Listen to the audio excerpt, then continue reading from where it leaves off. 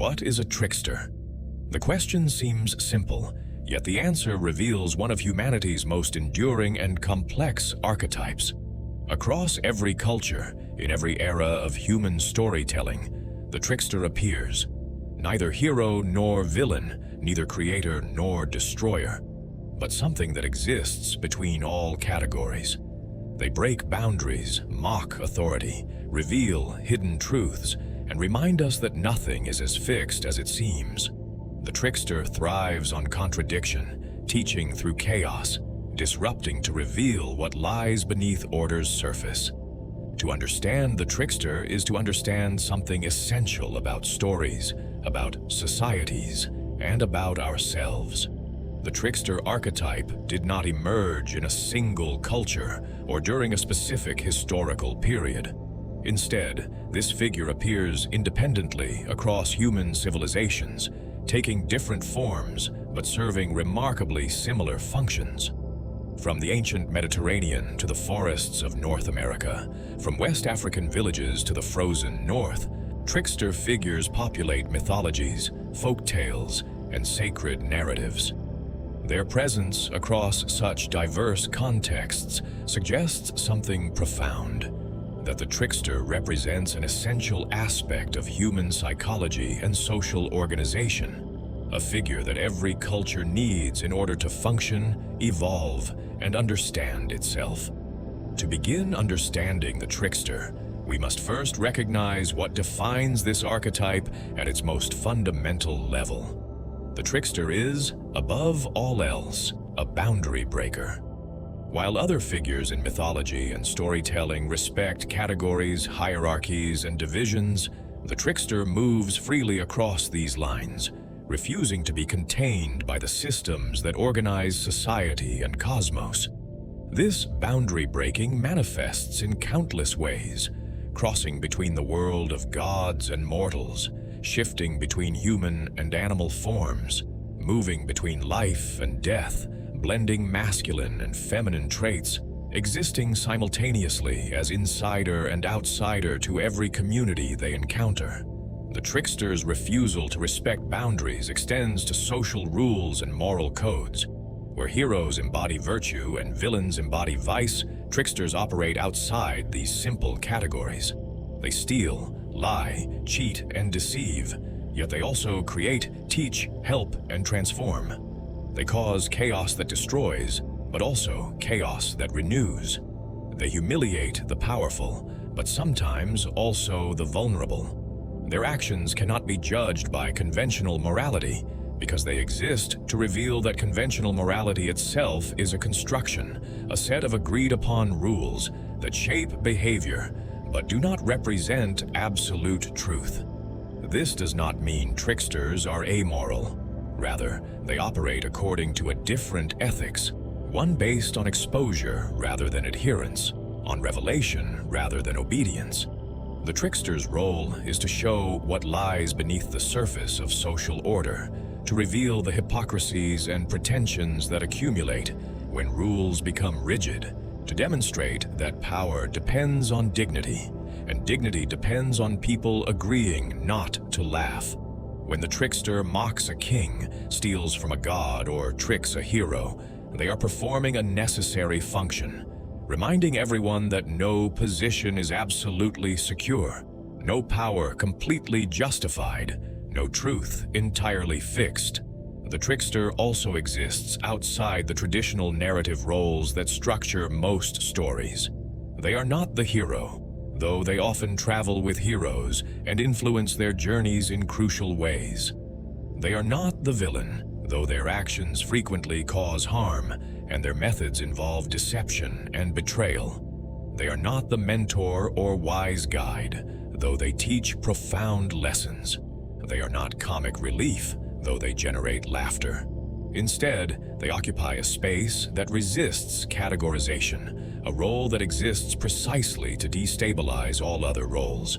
This liminal position gives them unique power and unique vulnerability. Across world mythologies, certain patterns emerge that help us recognize trickster figures regardless of their specific cultural context. These patterns are not rules in a strict sense, because tricksters by nature resist rules, but they are tendencies, characteristics that appear with remarkable consistency. Understanding these patterns allows us to see how different cultures have independently arrived at similar archetypal figures, suggesting that the trickster fulfills needs that transcend any particular society or historical moment. Hermes stands as one of the clearest examples of the trickster in Greek mythology. Born in a cave, he demonstrates his trickster nature almost immediately. As an infant, he escapes his cradle, steals Apollo's sacred cattle, and then talks his way out of punishment by inventing the lyre and offering it as a gift. This story contains several classic trickster elements.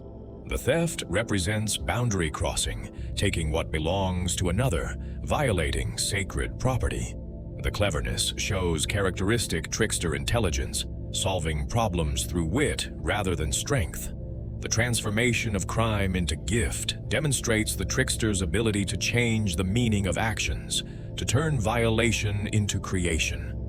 But Hermes' role extends far beyond this initial story. He becomes the messenger of the gods, the only figure who can move freely between Olympus, the mortal world, and the underworld. This freedom of movement reflects the trickster's essential nature, existing between realms, belonging fully to none, able to cross boundaries that others cannot traverse.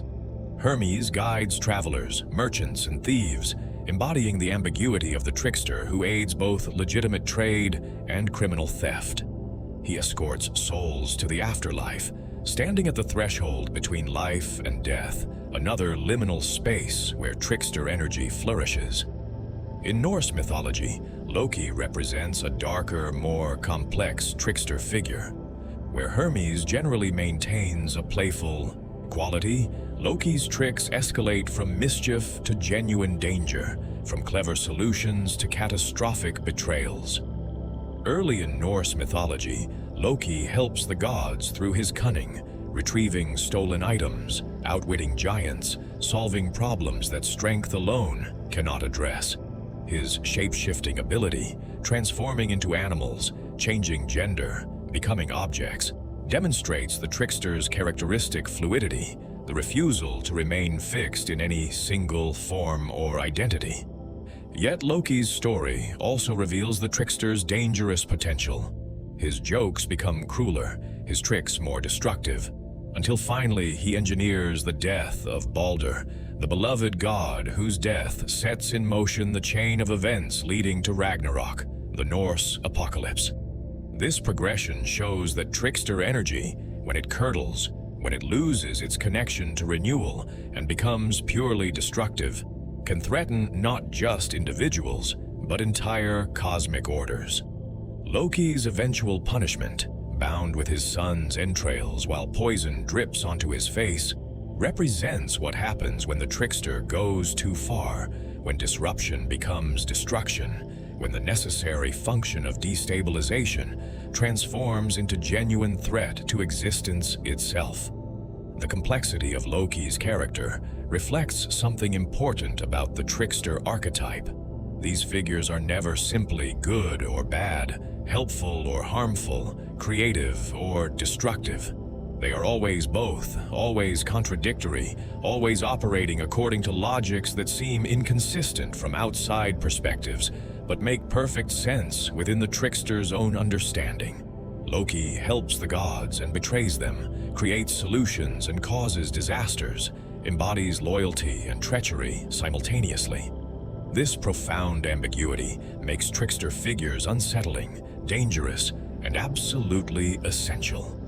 In Native American traditions, Coyote emerges as perhaps the most famous trickster figure, appearing in stories across numerous tribal cultures, with variations in detail, but remarkable consistency in essential characteristics. Coyote is often portrayed as foolish, his schemes backfiring, his appetites leading him into trouble, his lack of foresight causing problems for himself and others. Yet this same Coyote is also credited with creating important aspects of the world, bringing fire to humans, shaping the landscape, establishing customs and practices that define human life. The coexistence of foolishness and creative power in a single figure perfectly embodies the trickster paradox. Coyote stories often involve bodily functions, sexuality, appetite, and other aspects of existence that more dignified mythological figures ignore or transcend. This groundedness in physical reality, this refusal to rise above the body's needs and embarrassments, marks another trickster characteristic. Where gods and heroes often exist in realms of abstract virtue and cosmic significance, tricksters remain rooted in the messy, uncomfortable, funny, and undignified aspects of embodied existence. They remind audiences that even the most elevated beings have bodies, needs, limitations, that pretensions to transcendence are themselves a kind of performance that can be mocked and punctured. The fool aspect of Coyote's character also teaches important lessons.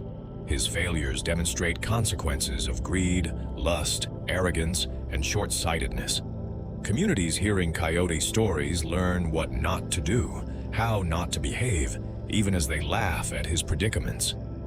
This negative pedagogy, teaching through bad examples rather than good ones, represents another form of trickster wisdom. Instead of presenting an ideal to emulate, the trickster shows a disaster to avoid, making the lesson memorable through humor and identification rather than through solemn instruction. West African traditions give us Anansi, the spider who outwits larger, stronger beings through intelligence and cunning. Anansi stories traveled with enslaved Africans to the Caribbean and Americas, where they evolved into new forms while maintaining essential trickster characteristics. Anansi typically faces opponents with more power, gods, kings, larger animals, and must use wit to survive and succeed. This pattern reflects the trickster's role as a tool for the powerless, a way of imagining resistance to authority, a demonstration that strength is not the only form of power and that cleverness can overcome force. Anansi's stories often involve trickery that serves self-interest rather than communal good. He lies, cheats, and manipulates to gain food, wealth, status, or knowledge. Yet the stories are told with a kind of appreciative laughter, recognizing that survival sometimes requires cunning, that the weak cannot always afford the luxury of absolute honesty, that systems of power sometimes deserve to be tricked and subverted.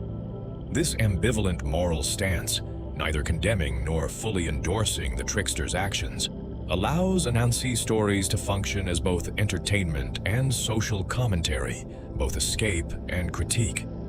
The spider form itself carries symbolic weight. Spiders create elaborate webs, traps that catch the unwary, a perfect metaphor for the trickster's schemes and plots. Spiders exist on the margins of human habitation, neither fully wild nor fully domestic, occupying corners and edges and hidden spaces, another expression of the trickster's liminal nature. The spider's small size, overcoming larger prey through intelligent trap setting, mirrors how the trickster's wit overcomes greater physical or political power. Every aspect of Anansi's character and form contributes to the expression of trickster energy. What unites these diverse figures across such different cultures? The pattern becomes clear when we examine their common functions rather than their specific details. All these tricksters break boundaries that their cultures consider important. All use intelligence and deception rather than force. All create through their disruptions, even when those disruptions seem purely destructive. All embody contradictions that resist resolution. They are creators and destroyers, helpers and hinderers, wise and foolish, trustworthy and treacherous, all at once. All occupy positions outside normal social hierarchies, allowing them to move between levels and groups that others cannot cross. The psychological insight of Carl Jung helps illuminate why the trickster appears so consistently across cultures. Jung understood archetypes as patterns within the collective unconscious, fundamental templates of human experience that emerge independently across different societies because they represent universal aspects of the human psyche. The trickster, in Jung's analysis, embodies the raw, instinctive energy that civilized societies try to contain and control, but can never fully suppress. This energy is amoral in the sense that it predates moral systems, representing drives and impulses that exist before and beneath the elaborate structures humans build to organize behavior. Jung saw the trickster as representing the shadow aspect of the psyche, those parts of ourselves that we deny, repress, or fail to integrate into conscious identity. The trickster's boundary breaking reflects our own suppressed desires to violate rules, to mock authority, to indulge appetites, to escape the constraints that civilization imposes.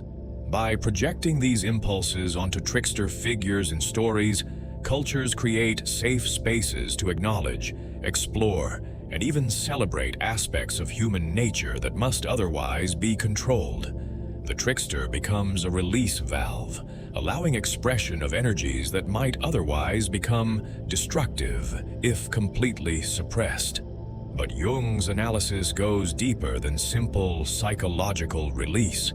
He understood that the trickster also represents the possibility of transformation and growth. The chaos that tricksters create is not merely destructive. It breaks down rigid structures that have become obstacles to life and evolution. When systems become too fixed, when rules become too inflexible, when authorities become too sure of their rightness, the trickster appears to destabilize, to introduce chaos that forces adaptation and change.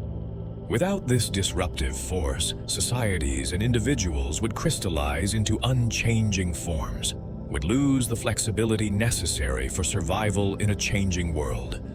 The trickster's challenge to authority serves crucial social functions beyond simple entertainment.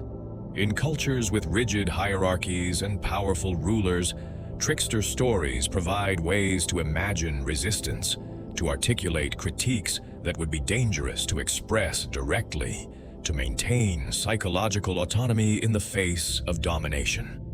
When a story shows a trickster fooling a king, making a god look ridiculous, or escaping from seemingly impossible constraints, it reminds audiences that power is not absolute, that authority depends partly on agreement and performance, that even the mightiest can be brought low by cleverness or exposed as fraudulent.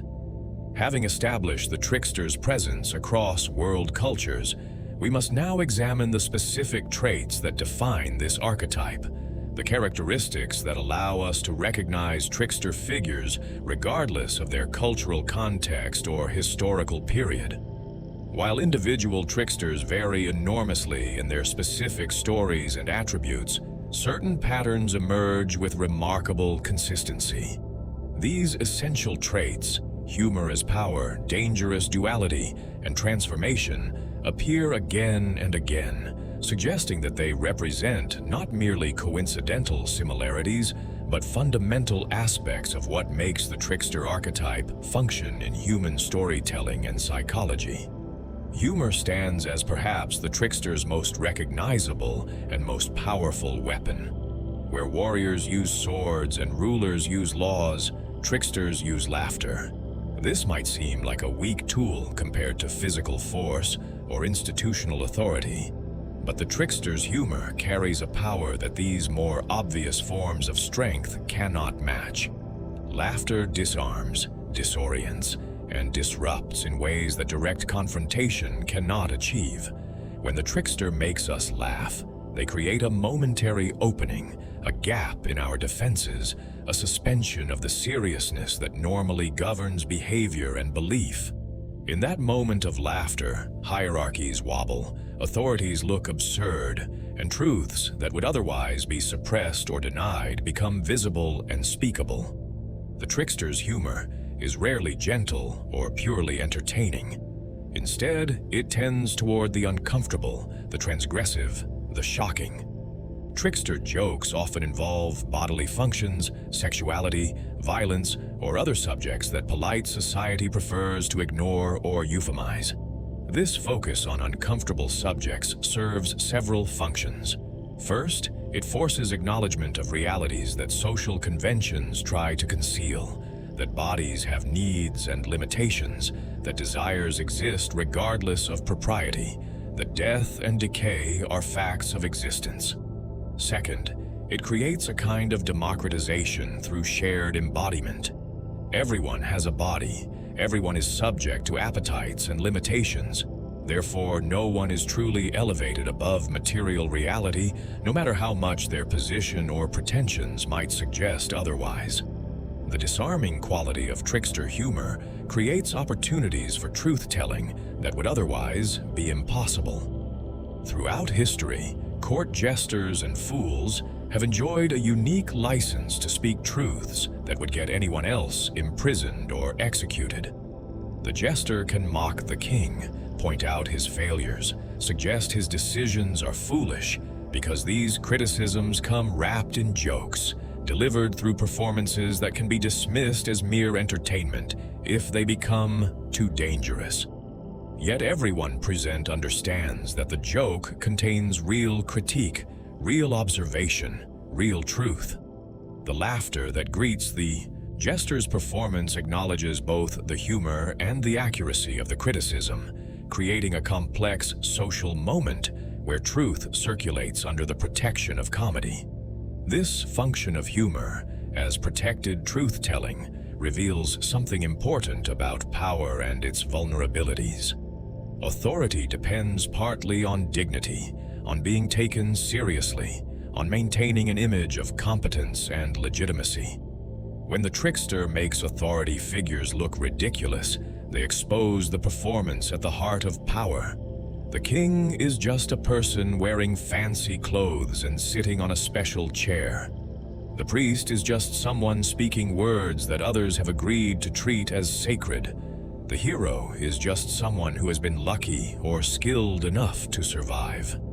By making us laugh at these figures, the trickster reveals that power is not inherent or natural, but socially constructed and maintained through collective agreement. The laughter itself becomes an act of freedom, a momentary withdrawal of the consent that sustains authority. The trickster's humor also exposes pretension and hypocrisy, making visible the gap between what people claim to be and what they actually are. When someone presents themselves as wise, virtuous, powerful, or special, the trickster looks for the reality beneath the presentation. The supposedly wise ruler who makes foolish decisions, the allegedly virtuous priest who indulges hidden vices, the seemingly invincible warrior who fears death, all become targets for trickster mockery. This exposure serves a social function beyond simple entertainment. It reminds communities that no one is exempt from human limitation, that claims to special status should be viewed skeptically, that the distance between presentation and reality must be continuously examined rather than accepted at face value. Yet trickster humor is not purely benevolent or liberating. The same laughter that exposes hypocrisy can also wound the vulnerable. The same mockery that brings down the powerful can also humiliate those who have little power to begin with. This darker aspect of trickster humor reveals an important truth about laughter itself. It is a weapon that can be aimed in any direction, and its effects depend entirely on context, target, and intent. When the trickster mocks the arrogant king, the laughter feels righteous and necessary. When the trickster humiliates someone already suffering or marginal, the laughter becomes cruel and destructive. The trickster's humor, like all their traits, contains both creative and destructive potential. This brings us to the second essential trait of the trickster, their dangerous duality, their capacity for both help and harm, creation and destruction, wisdom and foolishness. The trickster is never a purely positive or negative figure.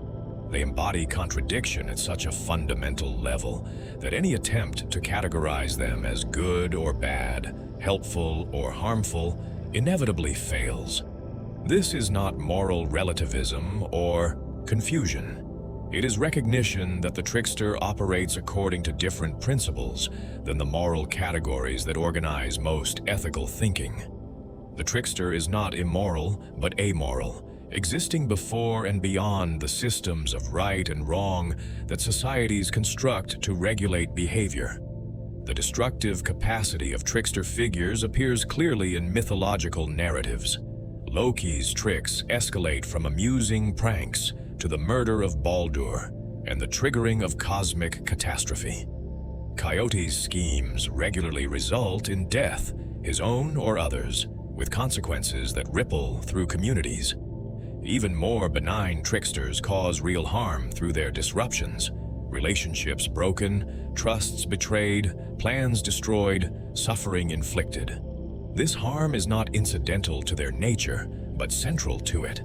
The trickster destabilizes, and destabilization always carries risk. What gets shaken loose might be stagnation and rigidity that needed breaking, but it might also be stability and trust that were sustaining life and community.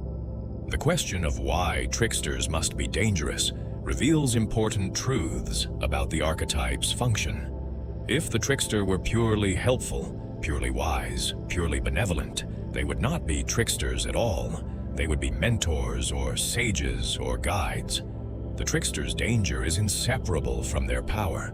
They must be capable of real harm in order for their disruptions to carry real weight, to force real change, to create real openness to transformation. A completely safe trickster would be toothless, their transgressions merely symbolic, their boundary crossing just performance without substance.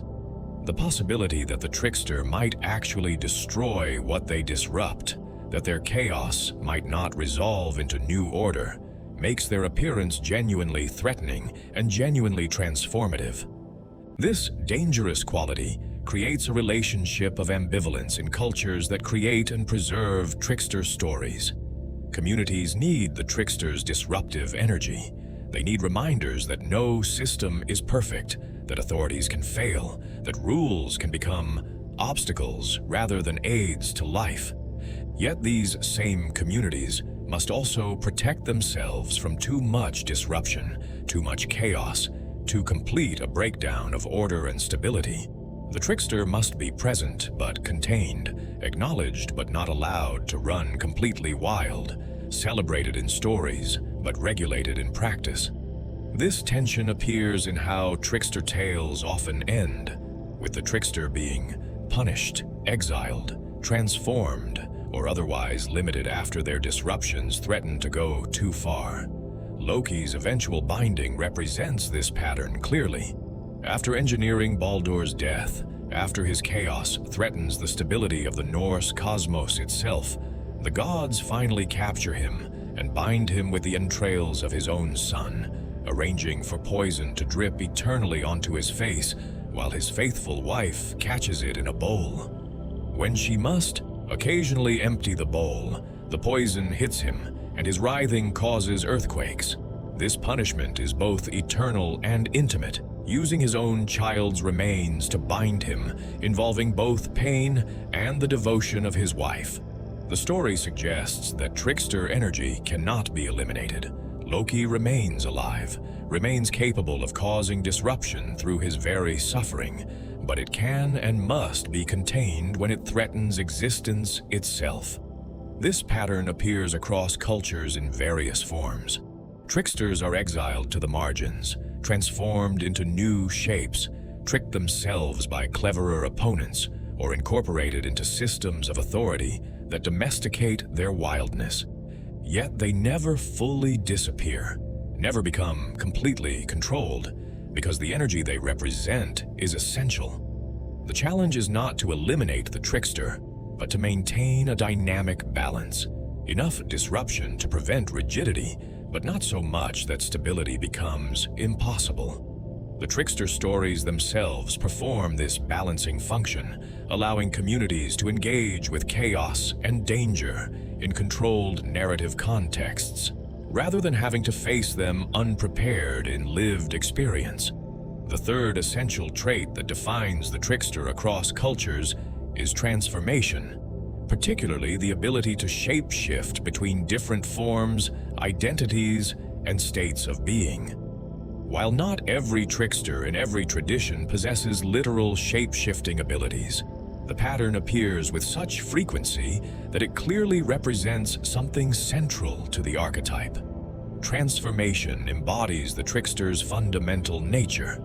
They are not fixed, not stable, not containable within any single category or identity.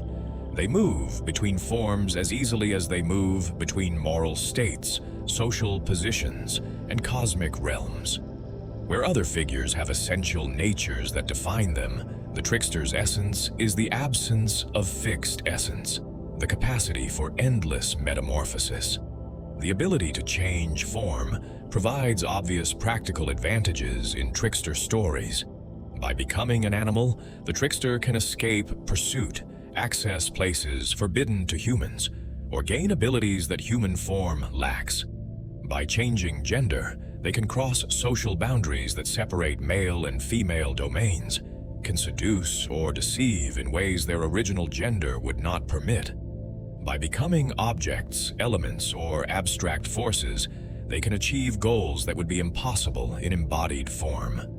Shape-shifting grants nearly unlimited freedom of action, allowing the trickster to bypass any obstacle, violate any boundary, escape any constraint. This practical function of transformation reflects the trickster's role as the one who cannot be caught, cannot be held, cannot be pinned down by any system of control. But transformation carries symbolic significance beyond its practical utility. The trickster's shape-shifting demonstrates that identity itself is fluid, that categories are constructions rather than natural facts, that boundaries between different kinds of being are permeable rather than absolute. When Loki becomes a female horse and gives birth to Odin's eight-legged steed, Sleipnir, the story transgresses multiple boundaries simultaneously, crossing between species, between genders, between possible and impossible. This radical fluidity challenges any attempt to establish fixed categories as natural or inevitable. If gods can become animals, if males can become female and bear children, if the boundary between human and animal and divine can be crossed so easily, then no category is truly secure, no identity truly stable. This destabilization of categories serves crucial psychological and social functions. On the psychological level, the trickster's transformations reflect the multiplicity within each individual. We contain different selves, different possibilities, different potential identities that shift depending on context and need. The unified, consistent self that we present to the world and try to experience internally is itself a kind of performance, a necessary fiction that allows social interaction but does not capture the full complexity of consciousness and being. The trickster's endless shifting between forms reflects this internal multiplicity, suggesting that our attempts to fix ourselves into single, consistent identities are always partial, always limited, always vulnerable to disruption. On the social level, the trickster's boundary crossing challenges the categories that organize society and distribute power. If gender can be changed, then the rules and roles associated with gender are revealed as constructed rather than natural. If species boundaries can be crossed, then the human claim to special status above other animals becomes questionable. If social positions can be exchanged through disguise or deception, then hierarchies lose their appearance of inevitability. Every transformation the trickster performs potentially undermines some system of classification that justifies inequality, exclusion, or limitation. The trickster's fluidity is thus inherently subversive, suggesting that alternative arrangements are always possible, that change is always potential. The spaces where tricksters operate most powerfully tend to be liminal: thresholds, crossroads, borders, twilight, dawn, the space between sleeping and waking, between life and death, between sacred and profane. These in-between places lack the clear definition of established territories. They are ambiguous, uncertain, dangerous, and full of possibility. The trickster thrives in such spaces because they themselves are liminal beings, never fully belonging to any single realm, always existing between categories. Hermes guides souls through the ultimate threshold between life and death. Coyote wanders the edges of human settlement, neither wild nor domestic. Anansi occupies corners and margins, building webs in the overlooked spaces where walls meet ceilings. This association with liminality connects to the trickster's role in transitions and transformations. In many cultures, liminal spaces and times are considered dangerous, but also potentially sacred. Places and moments when normal rules are suspended, when transformation becomes possible, when the fixed order of things becomes fluid. The trickster presides over these moments because they embody the principle of transformation itself. When individuals or communities pass through transitions, births, deaths, marriages, initiations, seasonal changes, the trickster's energy becomes particularly relevant. These are times when old identities must be released and new ones adopted, when what was must give way to what will be, when the security of established patterns must be temporarily abandoned to allow change. The trickster's transformative power extends beyond personal or social change to cosmic creation itself. Many trickster figures play crucial roles in creation myths, though rarely as the primary creator deity. Instead, they modify, complete, or sometimes interfere with creation, introducing elements that the more dignified creator gods might prefer to avoid.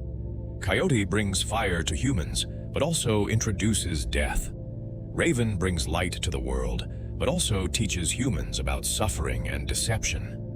These secondary creative acts suggest that the trickster's role is to make creation messy, imperfect, and real, to ensure that the world contains not just order and beauty, but also chaos, pain, limitation, and the possibility of transformation.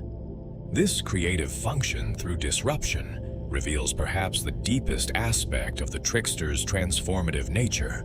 They do not create in the way that gods create, through will and word bringing order from chaos. Instead, they create by disrupting order, by introducing complications and problems that force adaptation and evolution. The trickster's creativity is destructive creativity, breaking down what exists to make space for what might emerge. This is not mindless destruction, but purposeful destabilization, chaos in service of change, disorder that prevents stagnation. Without the trickster's disruptive presence, creation would remain static, perfect perhaps, but also dead, incapable of the change and growth that characterize living systems. The combination of these three essential traits, humor as power, dangerous duality, and transformation, creates a figure of remarkable complexity and enduring relevance. The trickster uses laughter to expose pretension and truth. They embody both creation and destruction, help and harm, wisdom and foolishness, in ways that resist simple moral categorization. They transform endlessly, crossing boundaries, destabilizing categories, existing in liminal spaces between established territories. Together, these traits create an archetype that serves functions no other figure can fulfill, questioning authority without simply opposing it, teaching through disruption rather than instruction, maintaining fluidity in the face of systems that seek to fix and control. Understanding these essential traits helps explain why the trickster appears across such diverse cultures, despite the absence of direct contact or influence. These are not arbitrary characteristics, but responses to universal human needs and conditions.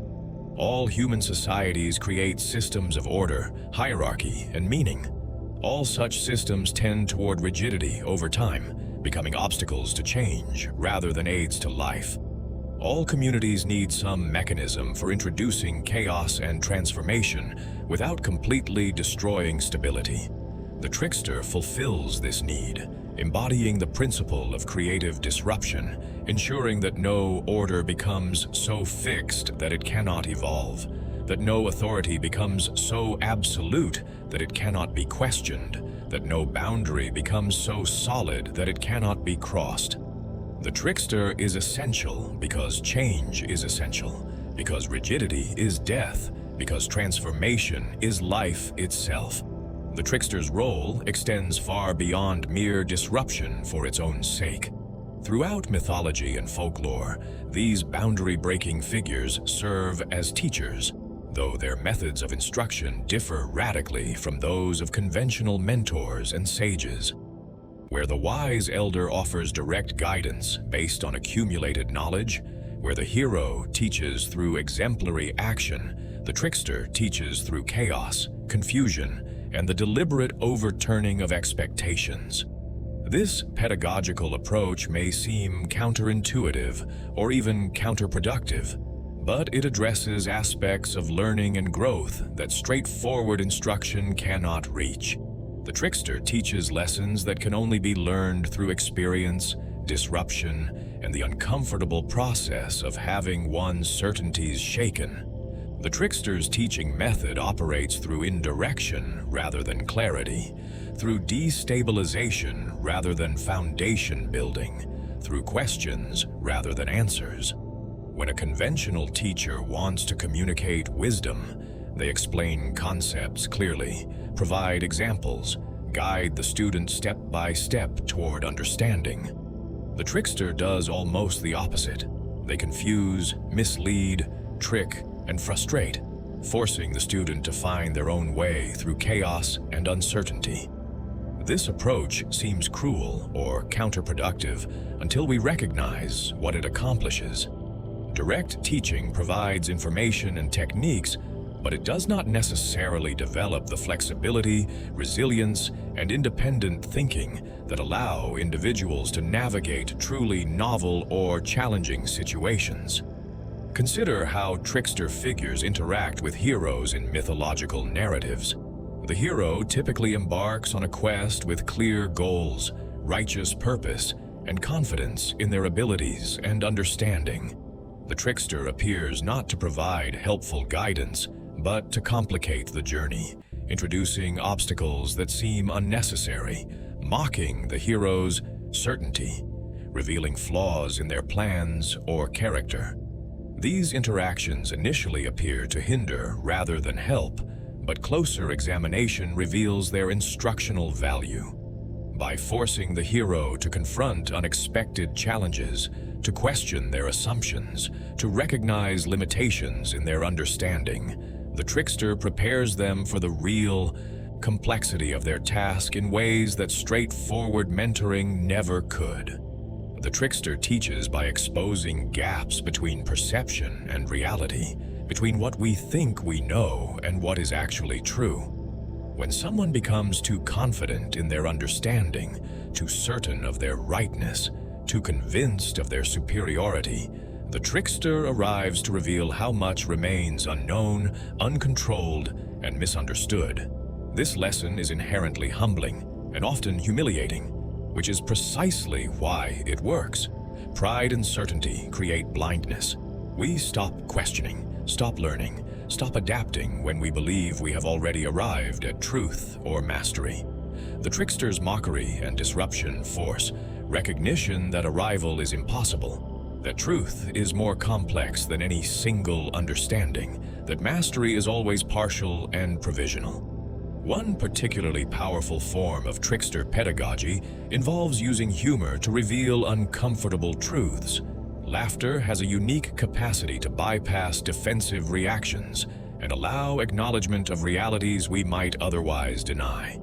When the trickster makes us laugh at ourselves, at our pretensions and hypocrisies and self-deceptions, the laughter itself creates a momentary opening where truth can enter without triggering the ego's defensive mechanisms.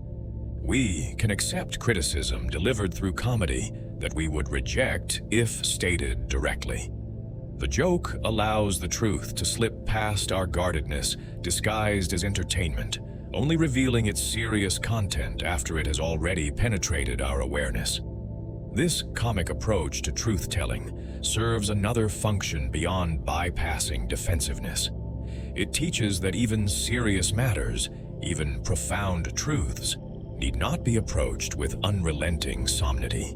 The ability to laugh at darkness, difficulty, and limitation does not diminish their reality, but makes them more bearable, more manageable. The trickster teaches resilience partly through modeling how humor can coexist with hardship, how playfulness can survive alongside suffering.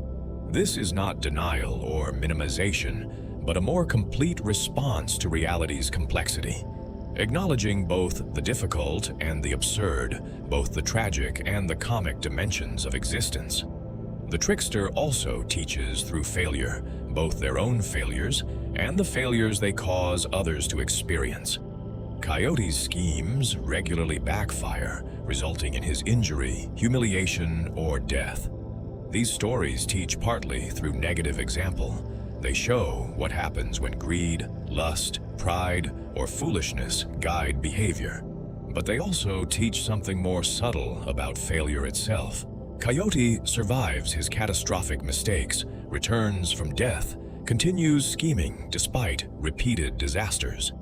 This resilience in the face of failure teaches that mistakes need not be final, that disaster can be survived, that the capacity to continue despite humiliation and defeat is itself a form of strength and wisdom. When the trickster causes others to fail, the lesson operates similarly.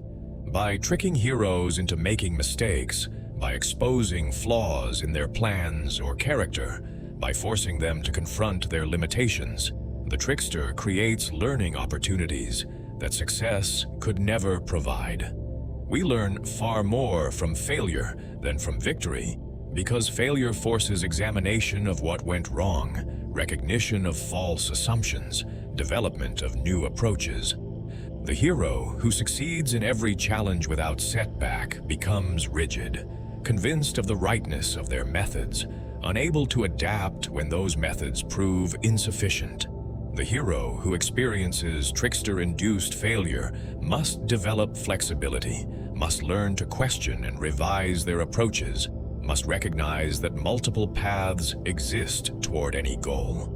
This teaching through disruption reflects a deeper truth about learning and development. Real growth requires discomfort, uncertainty, and the willingness to release old patterns, even when they have previously worked. Comfortable learning, acquiring new information or skills that fit easily into existing frameworks, produces incremental improvement, but rarely transforms understanding. Transformative learning requires what educators call cognitive dissonance, the uncomfortable experience of encountering information or situations that contradict existing beliefs and force fundamental revision of how we understand reality. The trickster specializes in creating precisely this kind of dissonance, forcing encounters with complexity, contradiction, and ambiguity that comfortable learning would avoid. The trickster's lessons are also frequently moral in nature, though delivered through amoral means. Trickster stories expose hypocrisy, reveal that those who claim righteousness often fail to live by their proclaimed values, demonstrate that power and virtue do not necessarily align. When the trickster tricks a corrupt king, seduces a supposedly virtuous priest, or exposes a hero's hidden flaws, they teach that moral appearance and moral reality often diverge significantly. This exposure serves a crucial ethical function. It prevents the calcification of moral thinking into simple categories of good and evil, righteous and wicked. It forces recognition that moral judgment requires examining actual behavior rather than accepting surface presentations or social positions. Yet, the trickster's own amorality complicates any simple moral lesson. They do not trick the corrupt to defend the innocent or expose hypocrisy from principle. They act from self-interest, appetite, or simply for the enjoyment of chaos. This means their moral teaching comes not from being a moral exemplar, but from revealing moral complexity. The trickster teaches that moral reality is more complicated than moral rules, that ethical action requires judgment rather than mere obedience, that righteousness can coexist with foolishness and wickedness with wisdom. These lessons cannot be taught through straightforward moral instruction because they fundamentally complicate the categories on which such instruction depends. The trickster also teaches about power and its nature. By successfully tricking those who possess greater physical strength, social authority, or magical ability, the trickster demonstrates that power comes in multiple forms, and that apparent powerlessness is not the same as actual helplessness. Intelligence, creativity, and strategic thinking can overcome advantages of strength or position. This lesson carries particular importance for those who lack conventional forms of power: the young, the poor, the marginalized. Trickster stories provide ways of imagining resistance and agency, even in situations of significant power imbalance. They teach that systems of domination, while real and consequential, are not invulnerable, that cleverness can find gaps and weaknesses, that the powerful are never as secure as they appear. This teaching about power operates on both practical and psychological levels. Practically, it provides strategies for navigating situations where direct confrontation would be suicidal. Deception, misdirection, using the opponent's assumptions and arrogance against them. Psychologically, it maintains hope and a sense of agency, even under domination. The knowledge that power can be resisted, even if only through small acts of trickery and defiance, prevents the complete psychological surrender that makes domination absolute. Trickster stories thus serve a covert political function, maintaining within oppressed populations the understanding that resistance remains possible, even when open rebellion is not. The price of the trickster's teaching reveals another crucial lesson: that wisdom and growth come at cost. The trickster's instruction is rarely gentle. It involves humiliation, failure, pain, and the destruction of comfortable illusions. Students of the trickster emerge wiser but also scarred, more flexible but also more aware of life's difficulties and ambiguities.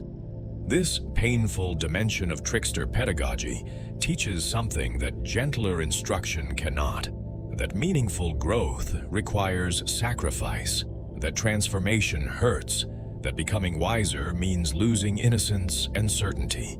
The trickster does not protect students from these difficulties, but forces confrontation with them, teaching that avoidance of discomfort is avoidance of growth. Understanding the trickster as teacher also illuminates their essential loneliness and the cost they pay for their role. To teach through disruption, the trickster must stand outside the communities they instruct. They cannot be fully integrated into social structures because their function requires destabilizing those structures. They cannot be fully trusted because their teaching requires betrayal and deception. They cannot be loved without ambivalence because their help is inseparable from harm. This outsider position is not simply the result of the trickster's nature, but a requirement of their pedagogical function. They must be marginal in order to reveal the limitations and hypocrisies of the center. This loneliness appears throughout trickster mythology. Loki is both companion to the gods and outsider among them, never fully belonging, eventually betrayed and bound. Coyote wanders alone, his relationships characterized by appetite and exploitation rather than genuine connection. Even more socially integrated tricksters like Hermes maintain a certain distance, their role as messenger keeping them perpetually in motion between realms rather than settled in any.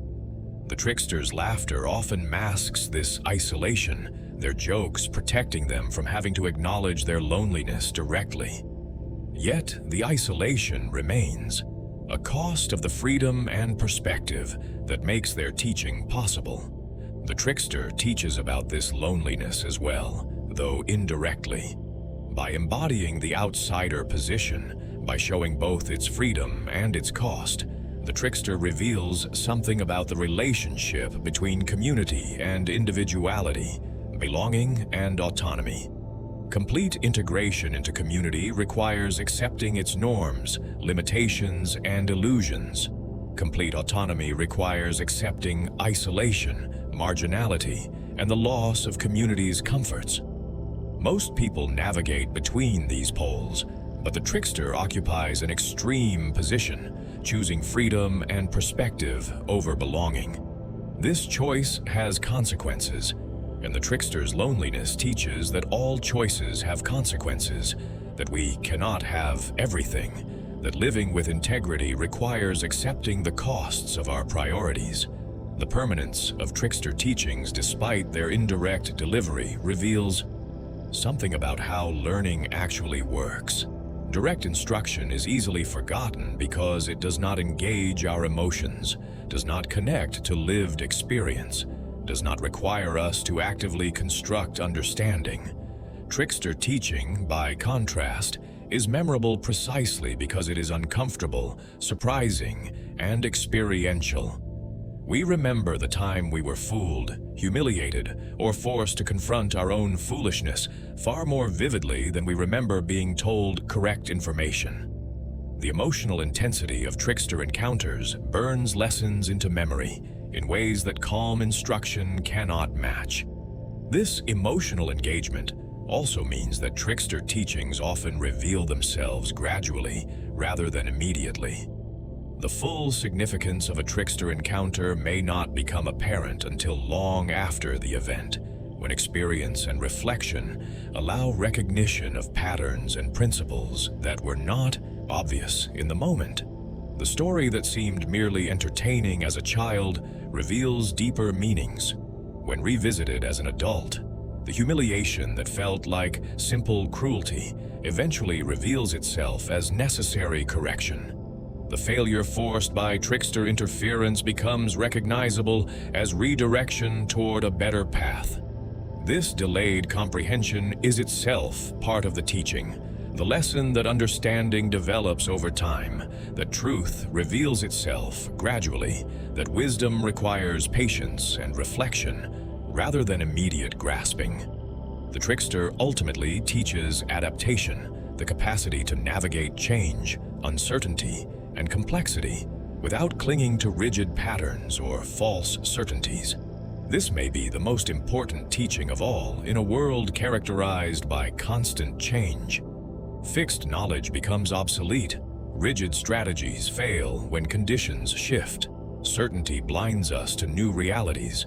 What we need most is the flexibility to question assumptions, revise understanding, and adapt approaches as situations demand.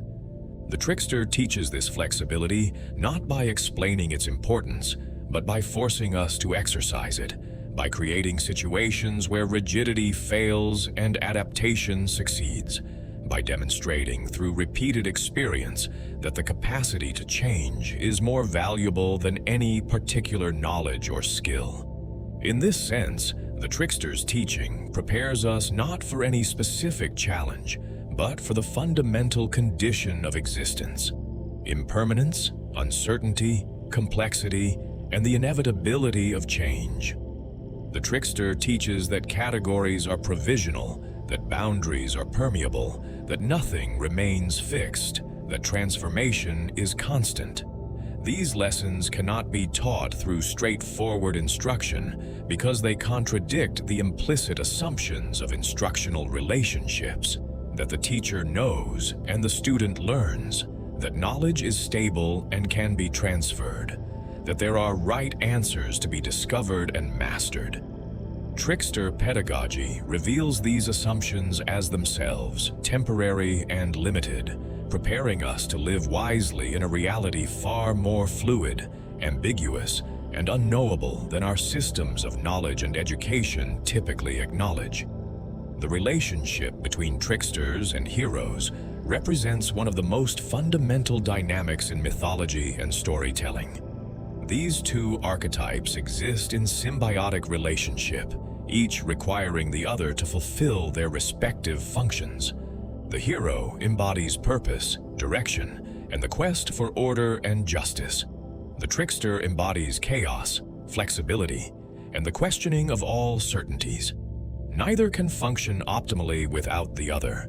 The hero without the trickster becomes rigid, self-righteous, and blind to complexity.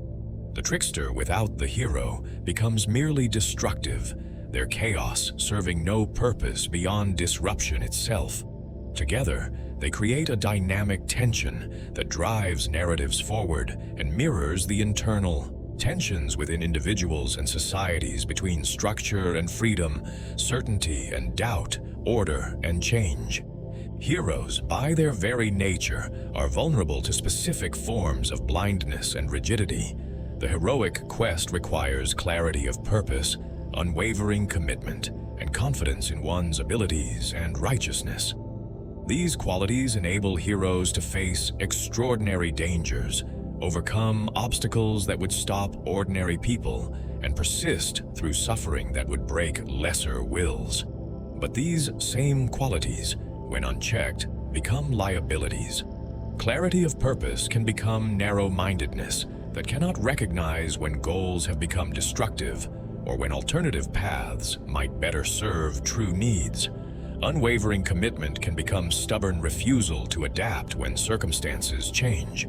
Confidence can become arrogance that dismisses legitimate warnings and fails to recognize real limitations.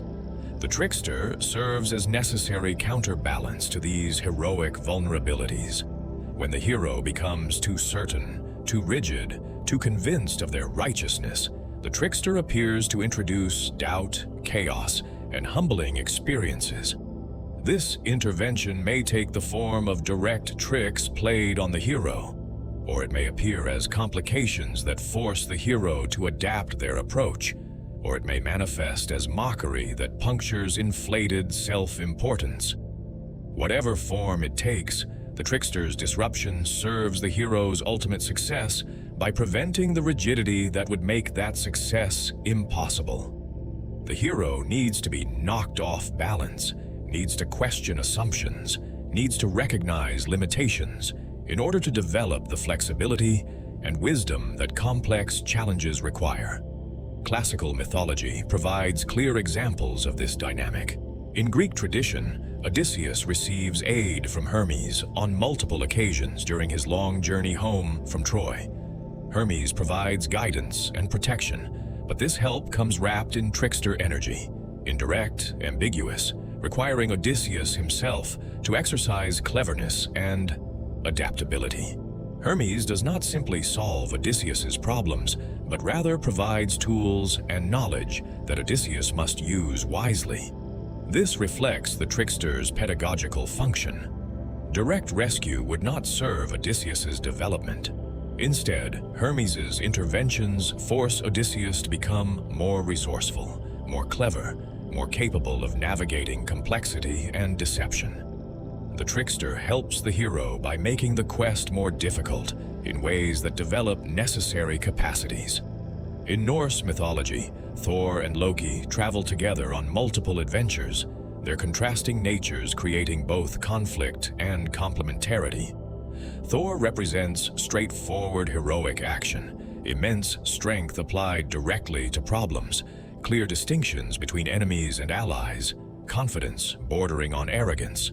Loki represents trickster complexity, solving problems through deception and shape-shifting, blurring distinctions between friend and foe, intelligence that sees multiple angles and possibilities. When they work together, their combined capabilities exceed what either could accomplish alone. Thor's strength deals with threats that Loki's cleverness cannot handle. Loki's wit navigates situations where Thor's approach would fail disastrously, but their relationship also involves constant friction, as Loki's tricks frequently create problems for Thor, while simultaneously forcing him to develop beyond simple application of force. This pattern of the trickster companion appears across world mythologies with remarkable consistency. Gilgamesh, in ancient Mesopotamian epic, has Enkidu, who, though not purely a trickster figure, serves some trickster functions by challenging Gilgamesh's arrogance and tyrannical behavior. The presence of the companion forces the hero to see himself from outside, to recognize how his actions affect others, to develop beyond the narrow self-focus that initially defines him. The companion's different perspective, whether delivered through tricks or direct challenge, provides the mirror in which the hero can see his own flaws and limitations. The trickster teaches the hero through methods that would be unacceptable from conventional mentors. A wise guide might gently suggest that the hero consider alternative approaches or question certain assumptions. The trickster simply lets the hero's flawed approach fail, allowing consequences to teach lessons that advice could never convey. This willingness to let the hero suffer serves a crucial pedagogical function. Heroes learn most profoundly from failure, from discovering through painful experience the inadequacy of their initial understanding and approaches. The trickster facilitates this learning by not protecting the hero from consequences, by allowing and sometimes arranging for plans to go wrong, by ensuring that arrogance meets humiliation and certainty meets confusion. The trickster also teaches heroes to laugh at themselves, a capacity essential for long-term effectiveness and psychological health. Heroes face terrible dangers, witness horrible suffering, bear enormous responsibilities. Without some capacity to maintain perspective, to recognize absurdity even in serious situations, to avoid taking themselves so seriously that they lose touch with common humanity, heroes risk being consumed by their quests. The trickster's mockery and humor provide necessary counterweight to the hero's solemnity. By making the hero laugh, even reluctantly, at their own pretensions and mistakes, the trickster maintains the hero's connection to the ordinary, the human, the imperfect reality that exists beneath heroic idealization. This comic dimension serves another function as well. Heroes inspire others partly through embodying ideals that seem beyond normal human capacity: extraordinary courage, unwavering virtue, transcendent purpose. But this same idealization can create distance between heroes and ordinary. People making heroic examples seem irrelevant to normal lives. When the trickster mocks the hero, reveals their flaws and mistakes, brings them down to earth through humiliation or failure, this makes the hero more accessible, more human, more relatable. The hero who can laugh at themselves, who can acknowledge mistakes and limitations, who can continue despite humiliation, becomes a more useful model than the hero who seems perfect and untouchable. The trickster's disruption also forces heroes to develop flexibility and creativity in problem-solving. A hero who faces only straightforward challenges, monsters to fight, obstacles to overcome through strength or courage, develops into a specialist in direct action. But many of life's most significant challenges cannot be solved through direct confrontation. They require negotiation, deception, patience, strategic withdrawal, indirect approaches, and the ability to navigate ambiguous situations where clear distinctions between friend and enemy, right and wrong, do not exist. The trickster forces the hero into precisely these kinds of situations, developing capacities that purely heroic challenges would never cultivate. Consider how this works in practice. A hero confident in their fighting skills encounters a trickster who cannot be defeated through combat. The trickster's shape-shifting makes them impossible to catch or corner. Their deceptions mean that attacking what appears to be the trickster might actually be attacking an illusion or an innocent bystander. Their ability to manipulate perception and create confusion means that the hero cannot trust their senses or judgment. Faced with such an opponent, the hero must develop new approaches. They must learn patience where they were impulsive, caution where they were reckless, thought where they relied on instinct. These lessons prove invaluable when the hero later faces challenges that cannot be solved through combat alone. The trickster also teaches heroes about the limits of control and the necessity of accepting uncertainty.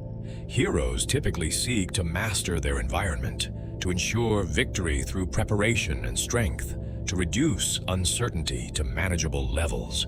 This drive for control serves them well in many situations, but becomes counterproductive when it leads to rigidity or when it prevents adaptation to genuinely uncontrollable circumstances. The trickster, through introducing chaos and unpredictability, forces heroes to develop comfort with uncertainty, to act effectively despite incomplete information, to maintain purpose even when plans collapse. These capacities prove essential for dealing with reality's genuine unpredictability. The dynamic between hero and trickster also reveals tensions between individual and community, between exceptional individuals and social norms. Heroes often find themselves in conflict with communities, not because heroes are antisocial, but because heroic action requires transcending normal limitations and sometimes violating normal rules. The trickster, who exists even more thoroughly outside social norms, can model for the hero how to maintain integrity while operating beyond conventional boundaries. The trickster shows that it is possible to be both outside society's rules and still meaningful, still functional, still contributing value, even if that value is not recognized or celebrated by conventional standards. Yet this relationship is never simple or purely beneficial. The trickster's disruptions genuinely harm heroes on many occasions. Tricks delay quests, deceptions lead heroes into danger, mockery wounds pride in ways that damage confidence. Loki's tricks do not always ultimately serve Thor's development. Sometimes they simply create problems. Sometimes they endanger Thor and others for no purpose beyond Loki's amusement or self-interest. This darker aspect of the relationship reflects an important truth about growth and development. Not all disruption is productive. Not all failures teach useful lessons. Not all challenges make us stronger. Sometimes chaos is simply destructive, and the trickster's presence is genuinely dangerous rather than ultimately beneficial. This danger is part of what makes the hero-trickster relationship so tense and complex. The hero can never fully trust the trickster, can never be certain whether a particular trick serves some larger purpose or simply reflects the trickster's chaotic nature. This uncertainty itself provides a kind of training. The hero must learn to work with unreliable allies, to pursue goals despite betrayals and setbacks, to maintain purpose even when support proves fickle or false. These are valuable capacities, but their development comes at real cost.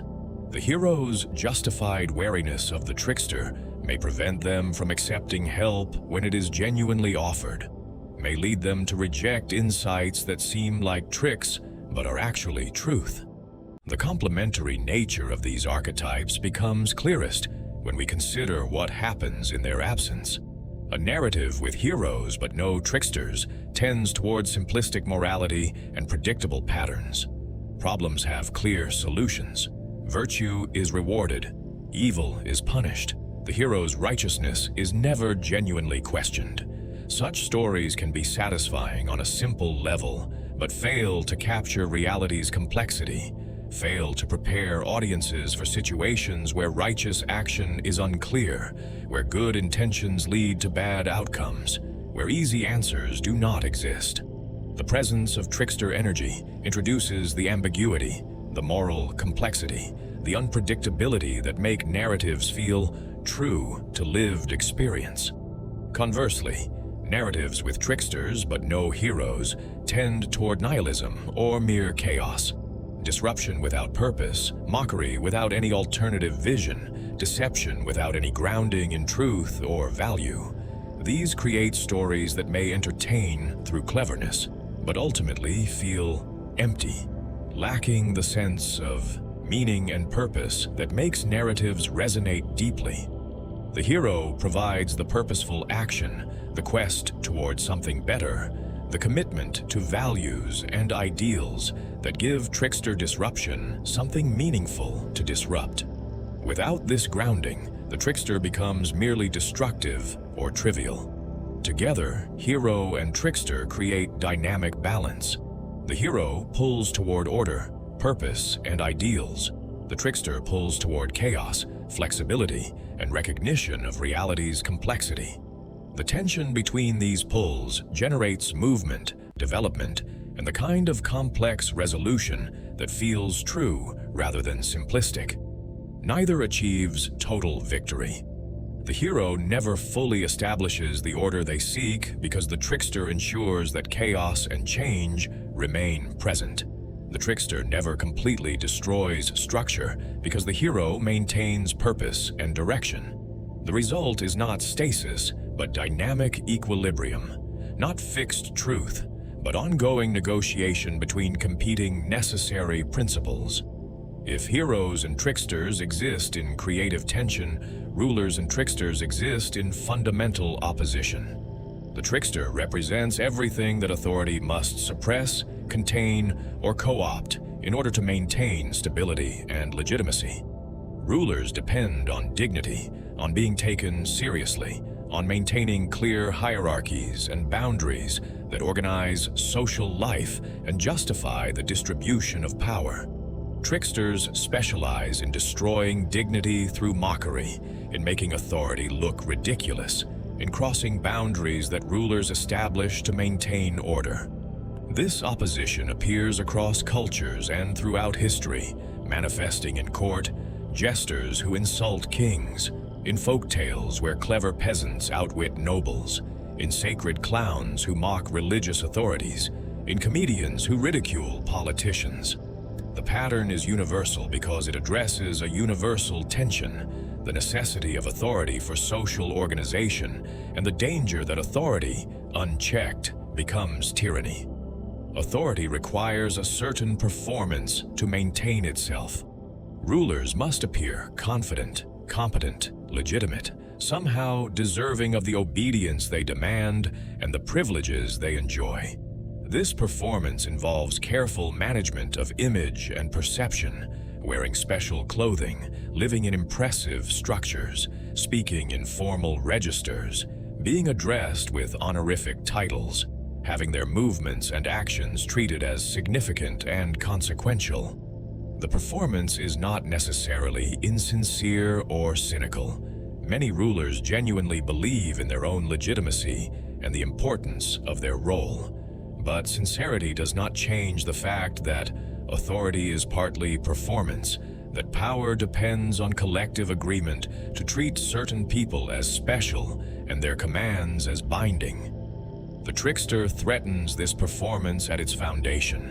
When the trickster mocks a king, points out the arbitrary nature of royal authority, reveals the ordinary human being. Beneath the crown and robes, they expose the performative nature of power. The king is just a person. The throne is just a chair. The divine right of kings is just a story people have agreed to believe. This exposure is not merely embarrassing, it is genuinely threatening to authority's stability. If people recognize that power is performance, they might withdraw their participation in the performance. If the king appears ridiculous rather than majestic, if authority figures seem laughable rather than imposing, the spell that maintains their power begins to break. This explains why rulers throughout history have had complex, ambivalent relationships with trickster figures. On one hand, completely suppressing humor and mockery, proves impossible and counterproductive. Laughter is too fundamental to human nature to eliminate entirely, and attempts at total suppression tend to breed resentment and make authorities appear tyrannical. On the other hand, allowing unlimited mockery threatens to undermine authority completely.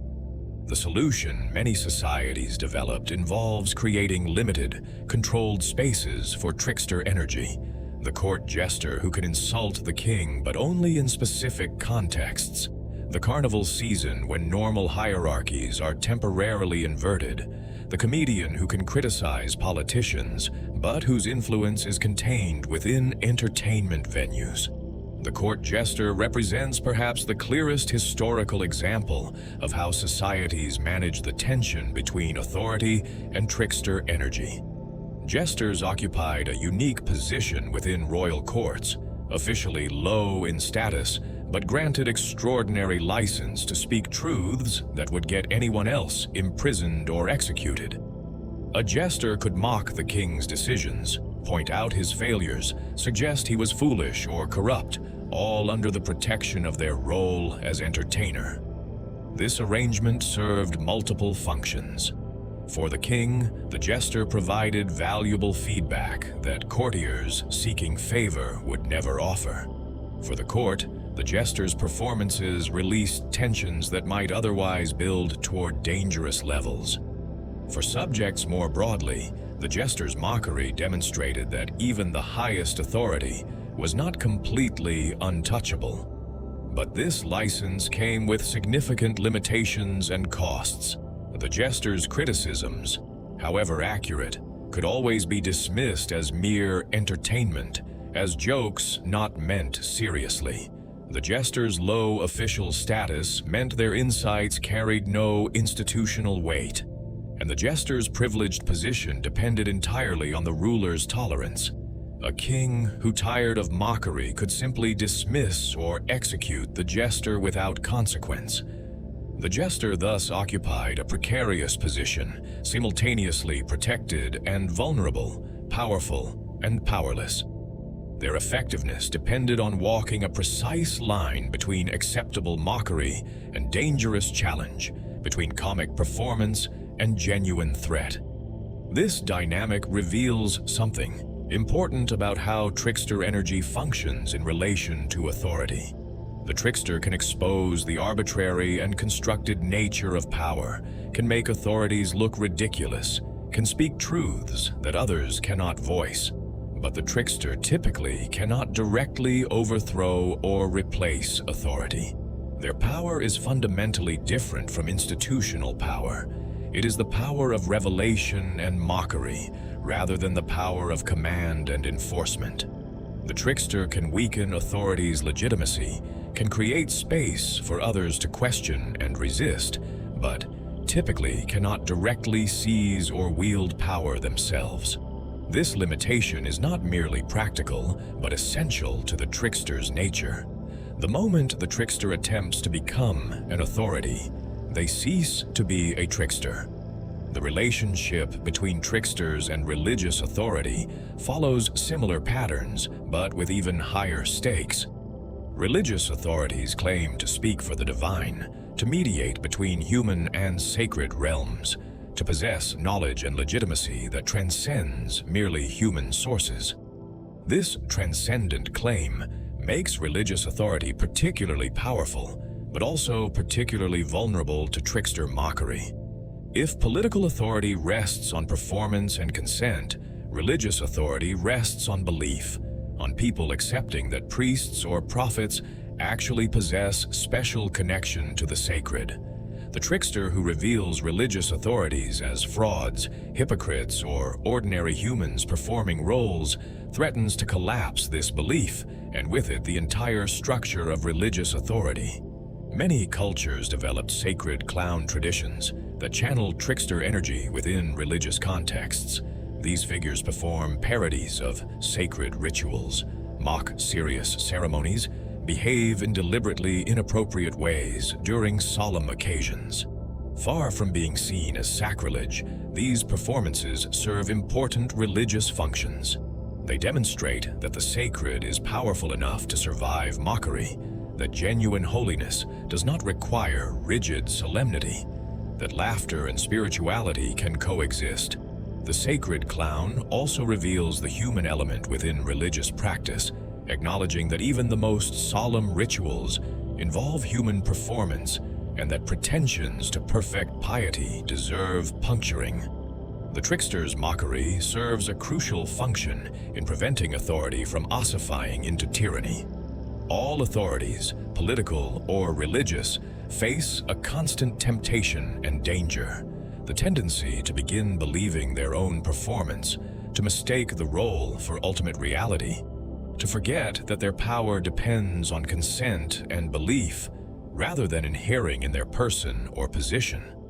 This forgetfulness transforms leaders into tyrants, transforms religious guides into oppressive institutions, transforms necessary structures of organization into tools of domination. The trickster's persistent mockery, the constant reminder that authority is performance and power is provisional, serves as preventive medicine against this tyrannical tendency. Folk tales frequently feature trickster figures who outwit authority figures, clever peasants who fool nobles, cunning animals who escape hunters, slaves who trick masters. These stories serve obvious wish fulfillment functions for powerless audiences, providing imaginative revenge against real oppression. But they also perform subtler work, maintaining within oppressed populations the understanding that power is not absolute, that authorities are not invulnerable, that resistance remains possible, even when direct confrontation would be suicidal. The trickster who successfully deceives the powerful demonstrates that power has limits, that intelligence can overcome force, that the appearance of helplessness can mask genuine agency. This political function of trickster stories explains why authorities often attempt to suppress or control such narratives. Stories are not merely entertainment, but carriers of ideas and possibilities. A population that regularly hears stories of tricksters successfully resisting authority is a population less likely to accept domination passively. The trickster tales keep alive the possibility of resistance, maintain cognitive and psychological space for questioning authority, prevent the complete internalization of powerlessness that makes oppression total. Tyrants understand this threat, which is why freedom of expression and particularly freedom of satire tend to disappear under oppressive regimes. The trickster also exposes the hypocrisy that accumulates within any system of authority. Leaders proclaim values they do not follow. Religious authorities preach virtues they do not practice. Those who hold power through claims of special merit or divine favor turn out to be as flawed, as self-interested, as human as anyone else. This gap between claim and reality would remain hidden if authorities could control all information about themselves. But the trickster specializes in revealing what authorities wish to hide, in exposing the private reality behind public performance, in demonstrating through mockery and pranks that those who claim superiority are fundamentally no different from those they rule. This exposure serves an essential democratic function even in non-democratic societies. It maintains awareness that authority is human rather than transcendent, that leaders are people rather than inherently superior beings, that power does not confer wisdom or virtue. This awareness is foundational for any possibility of holding authority accountable, of judging leaders by their actions rather than their claims, of maintaining the critical distance necessary for genuine evaluation rather than uncritical obedience. Without the trickster's persistent mockery and exposure, the gap between authorities' claims and reality would grow until communities lost any capacity to evaluate their leaders accurately. Yet, the relationship between tricksters and authority is more complex than simple opposition. Some trickster figures serve authority even while mocking it. Hermes serves Zeus while maintaining his own independence and occasionally working against Zeus's interests. Court jesters serve kings while having license to insult them. These service relationships reveal that authority sometimes recognizes its need for trickster energy, understands that some controlled disruption prevents more dangerous instability. The wise ruler accepts the jester's mockery because the alternative, suppressing all criticism, leads to dangerous isolation from reality, to decisions based on flattery rather than truth, to the kind of rigid certainty that produces catastrophic errors. This pragmatic acceptance of trickster figures by some authorities creates an interesting dynamic. The ruler who tolerates mockery appears strong enough to accept criticism, confident enough to laugh at themselves, secure enough not to need constant validation. This tolerance itself becomes a form of power display, the ruler demonstrating they cannot be truly threatened by mere words or jokes. But this display contains genuine risk. The line between mockery that strengthens authority by demonstrating its security and mockery that weakens authority by revealing its absurdity is not always clear. The jester who goes too far, the critic whose mockery actually damages legitimacy rather than providing harmless release, reminds us that trickster energy is genuinely dangerous to authority, even when that authority attempts to control or co-opt it. The modern relationship between comedians and political authorities continues these ancient patterns. Stand-up comedians, satirical television shows, and online humorists regularly mock politicians, expose hypocrisies, and question official narratives. Democratic societies typically protect this mockery as free speech, recognizing that criticism of authority is essential to democratic functioning. Yet even in democracies, the relationship remains tense. Politicians sue comedians for defamation, pressure venues to cancel performances, use their platforms to denounce and delegitimize critics. The trickster's mockery is tolerated but not welcomed, protected legally but resisted practically, accepted as necessary but treated as threatening. Authoritarian regimes reveal through their response to trickster figures how genuinely dangerous mockery is to authority. Dictatorships imprison comedians, ban satirical publications, monitor and censor online humor.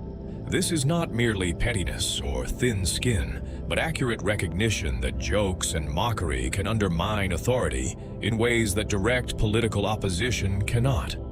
A banned political party demonstrates that the regime feels threatened and must use force to maintain power. But a joke that makes the dictator look ridiculous, that exposes the gap between propaganda and reality, that causes people to laugh at rather than fear authority, this creates damage that censorship and force cannot fully repair. Once people have laughed at authority, once the spell of power has been broken by mockery, reimposing that power becomes more difficult.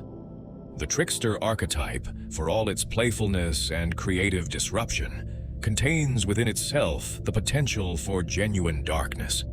Not all trickster figures maintain the balance between chaos and renewal, between disruption and creation. Some cross the line from mischief into malice, from teaching through discomfort into causing suffering for its own sake, from exposing truth through mockery into destroying meaning itself. Understanding this dark side of the trickster is essential for grasping the archetype's full complexity and recognizing why cultures that celebrate trickster figures also fear them, why stories that feature tricksters contain warnings as well as wisdom, why the laughter tricksters provoke is often uncomfortable and sometimes turns to horror. The transformation of the trickster from playful to cruel, from disruptive to destructive, typically involves some form of corruption or wounding. The trickster who has suffered great loss or injustice may turn their considerable intelligence and boundary-crossing abilities toward purely destructive ends. Grief, Rage and pain can curdle the trickster's characteristic humor into sadism, can transform their disruption from creative chaos into nihilistic destruction. This pattern appears clearly in certain mythological narratives, where trickster figures undergo transitions from relatively benign mischief makers into genuinely dangerous threats to cosmic order itself. Loki's progression through Norse mythology exemplifies this darkening trajectory. Early in the mythological cycle, Loki serves as a troublesome but ultimately valuable member of the Aesir. His tricks create problems, but also provide solutions. His shape-shifting and cunning help the gods obtain treasures and escape dangers.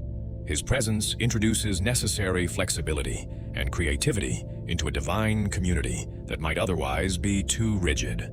But over time, Loki's tricks become crueler, his deceptions more harmful, until finally he engineers the death of Balder, the beloved god whose murder sets in motion the chain of events leading to Ragnarok, the destruction of the gods and the end of the world as it exists. This escalation from mischief to cosmic catastrophe reveals how trickster energy, when it loses connection to any larger purpose or is driven by unresolved pain, can become purely destructive. The causes of this transformation vary across different narratives and traditions, but certain patterns recur. Betrayal by those the trickster trusted or served, rejection by communities the trickster helped, humiliation that cannot be avenged through mere pranks, loss of loved ones, or simply the accumulation of grievances over long periods. Any of these can transform trickster playfulness into genuine cruelty. The boundary-crossing abilities that make tricksters such effective teachers and necessary disruptors become, in corrupted form, tools for inflicting maximum harm. The intelligence that allows tricksters to see through pretense and expose truth becomes, when twisted by pain or malice, the capacity to identify and exploit vulnerabilities, to cause suffering precisely calibrated to wound most deeply. What distinguishes the dark trickster from the playful or teaching trickster is the loss of any constructive purpose behind the disruption. The playful trickster disrupts to teach, to expose hypocrisy, to prevent rigidity, to remind communities that no order is absolute. The dark trickster disrupts simply to cause pain, to spread the suffering they themselves experience, to tear down without any intention or possibility of building something new. This distinction is not always clear or stable. The same action might serve both purposes, teaching through suffering or destroying, without redeeming value. But the underlying motivation and ultimate effect differ significantly. The playful trickster's victims often eventually recognize some value in their humiliation or discomfort. The dark trickster's victims experience only harm with no compensating growth or insight. The dark trickster also demonstrates what happens when humor becomes completely divorced from affection, care, or connection to community. Humor requires distance and perspective, the ability to see situations from outside, to recognize absurdity and incongruity, to mock and expose what others take seriously. But healthy humor maintains some connection to what it mocks, some underlying care or fellow feeling that prevents mockery from becoming pure cruelty. The dark trickster has lost this connection. Their laughter is hollow, their jokes weapons designed purely to wound, their mockery expressing not insight but contempt. This transformation of humor into cruelty reveals that the trickster's characteristic tool can itself become corrupted, that laughter can be as destructive as any other human capacity when separated from the human connections that give it meaning and constrain its use. The psychological mechanism underlying this corruption involves a kind of generalization of pain and rage. The trickster who suffers injustice or loss may initially direct their anger at the specific source of their pain.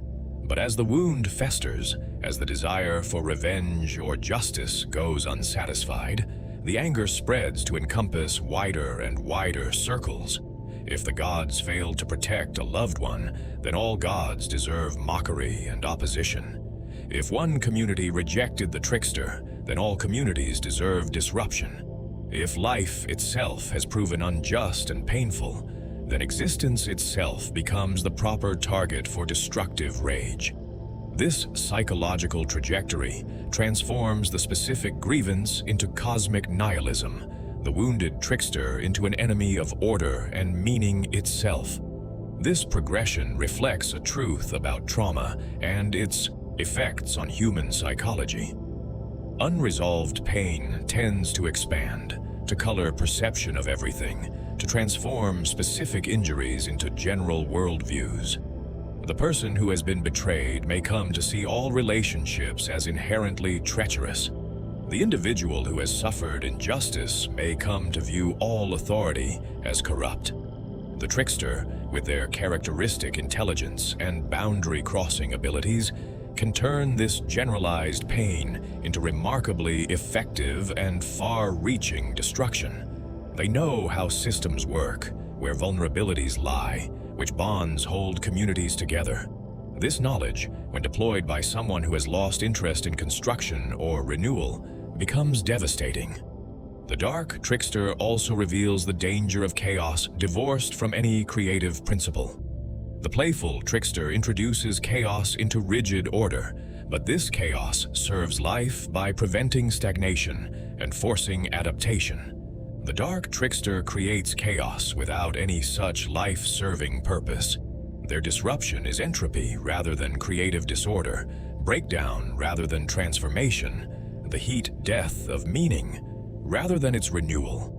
This distinction matters because it shows that chaos itself is not inherently creative or valuable. Chaos only serves life when it retains some connection to life, some purpose beyond mere destruction.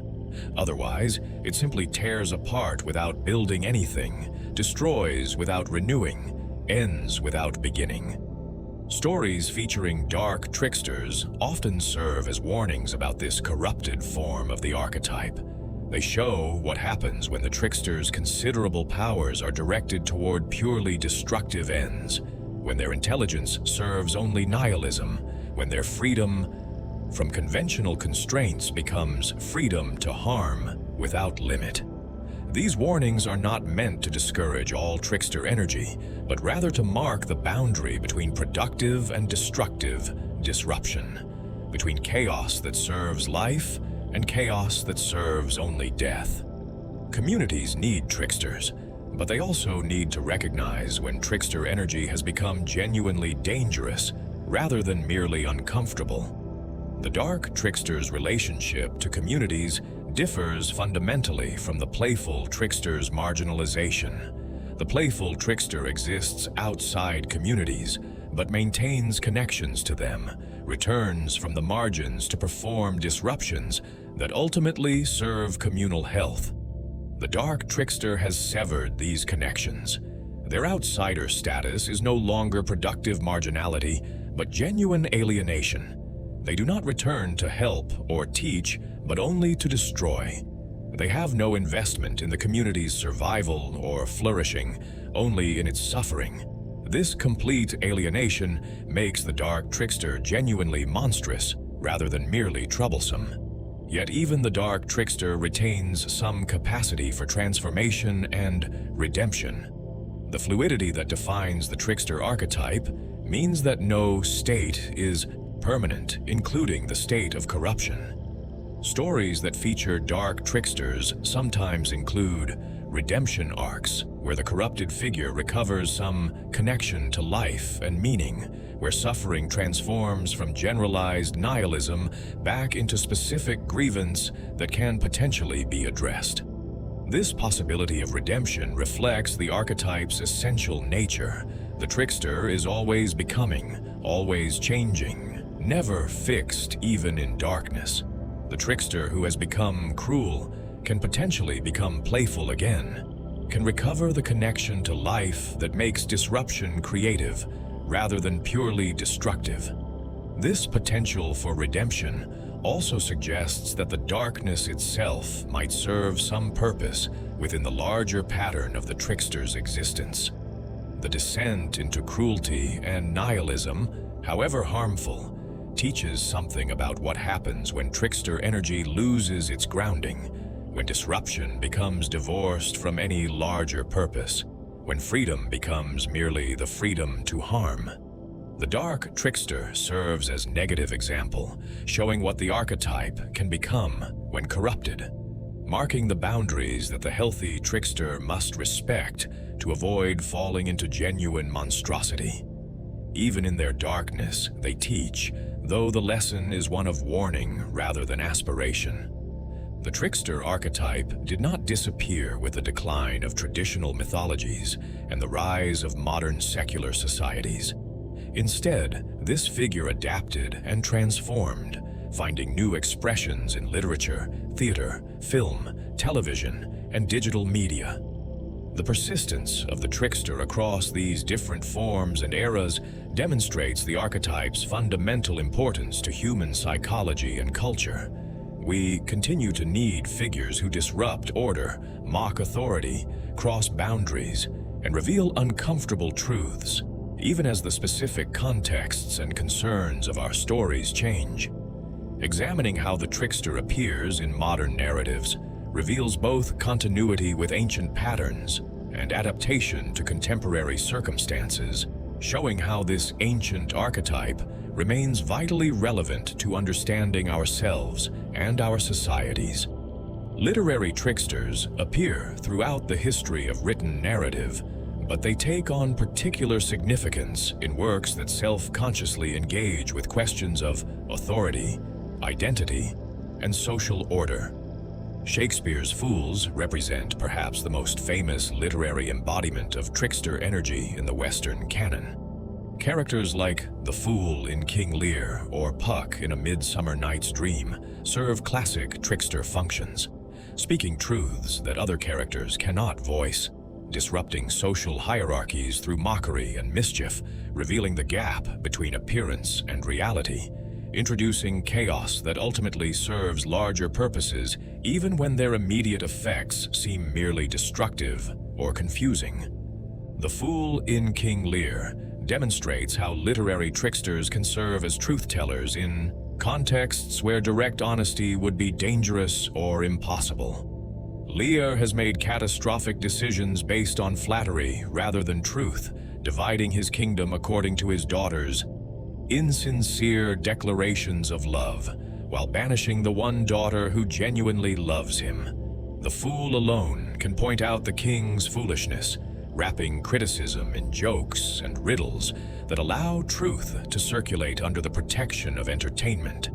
Yet the Fool's mockery is not merely cruel. It contains genuine concern for Lear, genuine wisdom about power and human nature, genuine grief at witnessing foolishness that will lead to disaster. This complexity makes the Fool a fully developed trickster figure rather than merely a comic character. Puck in A Midsummer Night's Dream represents a different aspect of the trickster tradition, the mischievous spirit whose tricks create confusion and transformation. Puck's love potion causes the wrong people to fall in love, creating a tangled web of mismatched desires and comic complications. Yet, this chaos ultimately serves a larger purpose within the play's structure. The confusion forces characters to question their certainties about love and identity. The mismatched affections reveal something about the arbitrary and unstable nature of desire, and the eventual resolution creates new possibilities that the original rigid pairings would have prevented. Puck's mischief is genuine disruption, but it produces transformation rather than simple destruction. The relationship between these Shakespearean fools and their ancient mythological predecessors is direct and deliberate. Shakespeare was drawing on established traditions of trickster figures, adapting them for the particular concerns and contexts of early modern England. The license that Shakespeare's fools enjoy to mock authority, to speak uncomfortable truths, to reveal what others wish to hide. This mirrors the license of court jesters in actual royal courts, which itself descends from even older traditions of sacred clowns and trickster figures in myth and ritual. The continuity across these different contexts demonstrates how the trickster's functions remain necessary despite changing social structures and belief systems. American literature developed its own distinctive trickster traditions, often focusing on figures who use cleverness and deception to navigate oppressive social circumstances. Mark Twain's works feature multiple trickster characters, from Tom Sawyer's schemes to Huckleberry Finn's survival strategies. Huck in particular embodies certain trickster characteristics.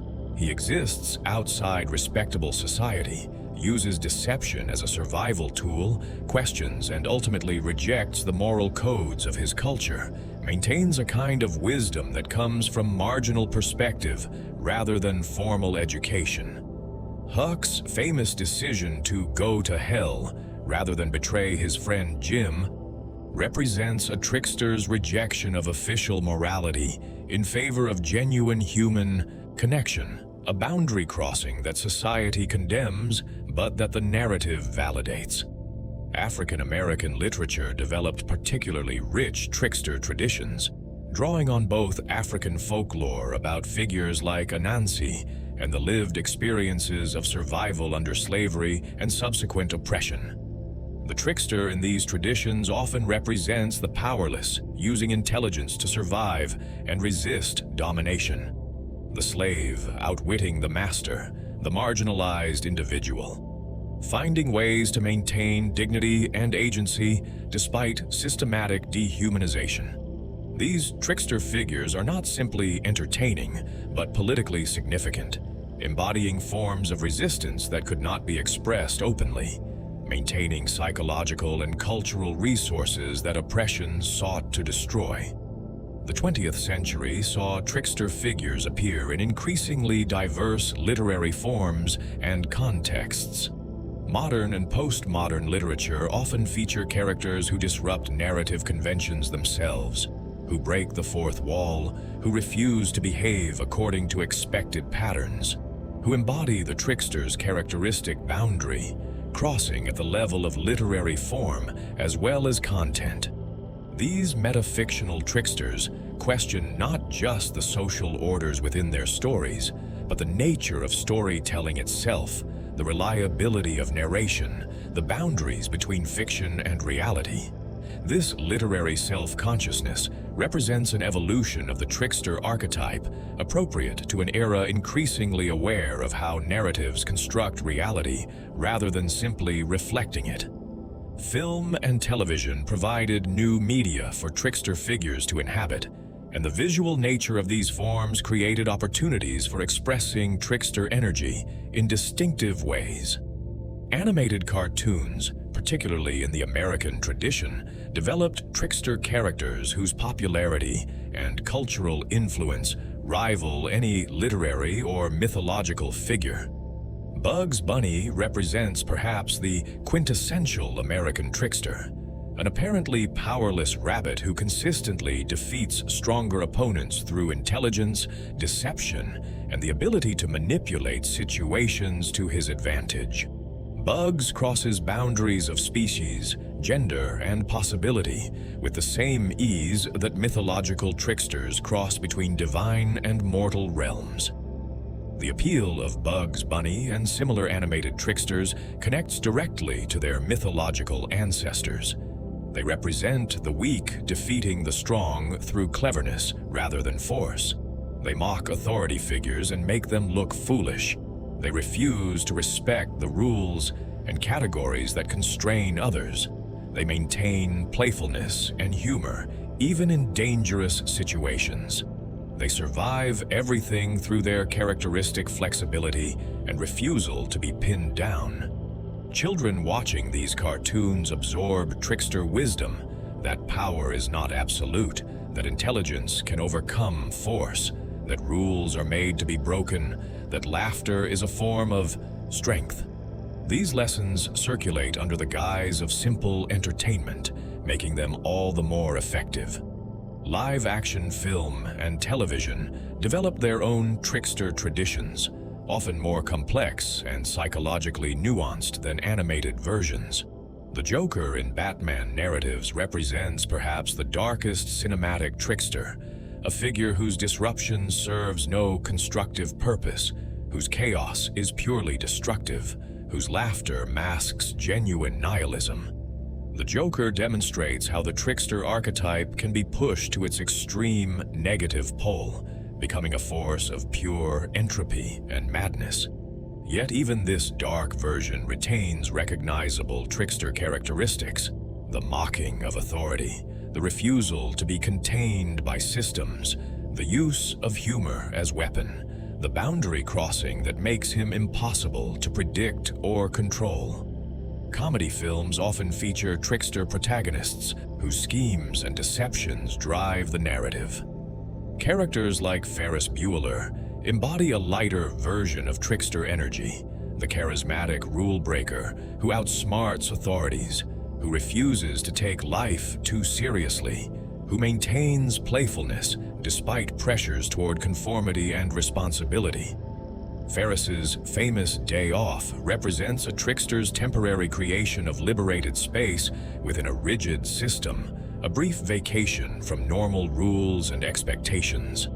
The film validates this transgression, suggesting that sometimes breaking rules serves life better than following them, that playfulness and spontaneity have value, that responsibility and duty can obscure. Television, with its serial format and extended narrative possibilities, has developed increasingly complex trickster characters. These figures often occupy morally ambiguous positions, helping protagonists while also pursuing their own agendas, disrupting both heroes and villains, refusing to be categorized as simply good or evil. This moral complexity reflects contemporary discomfort with simple ethical binaries, the recognition that real human beings and situations resist categorization into clear opposing camps. The television trickster, appearing across multiple episodes or seasons, can develop in ways that reveal different facets of the archetype, can move between playful and dark modes, can demonstrate both the value and the danger of trickster energy. The digital age has created new spaces for trickster energy to manifest.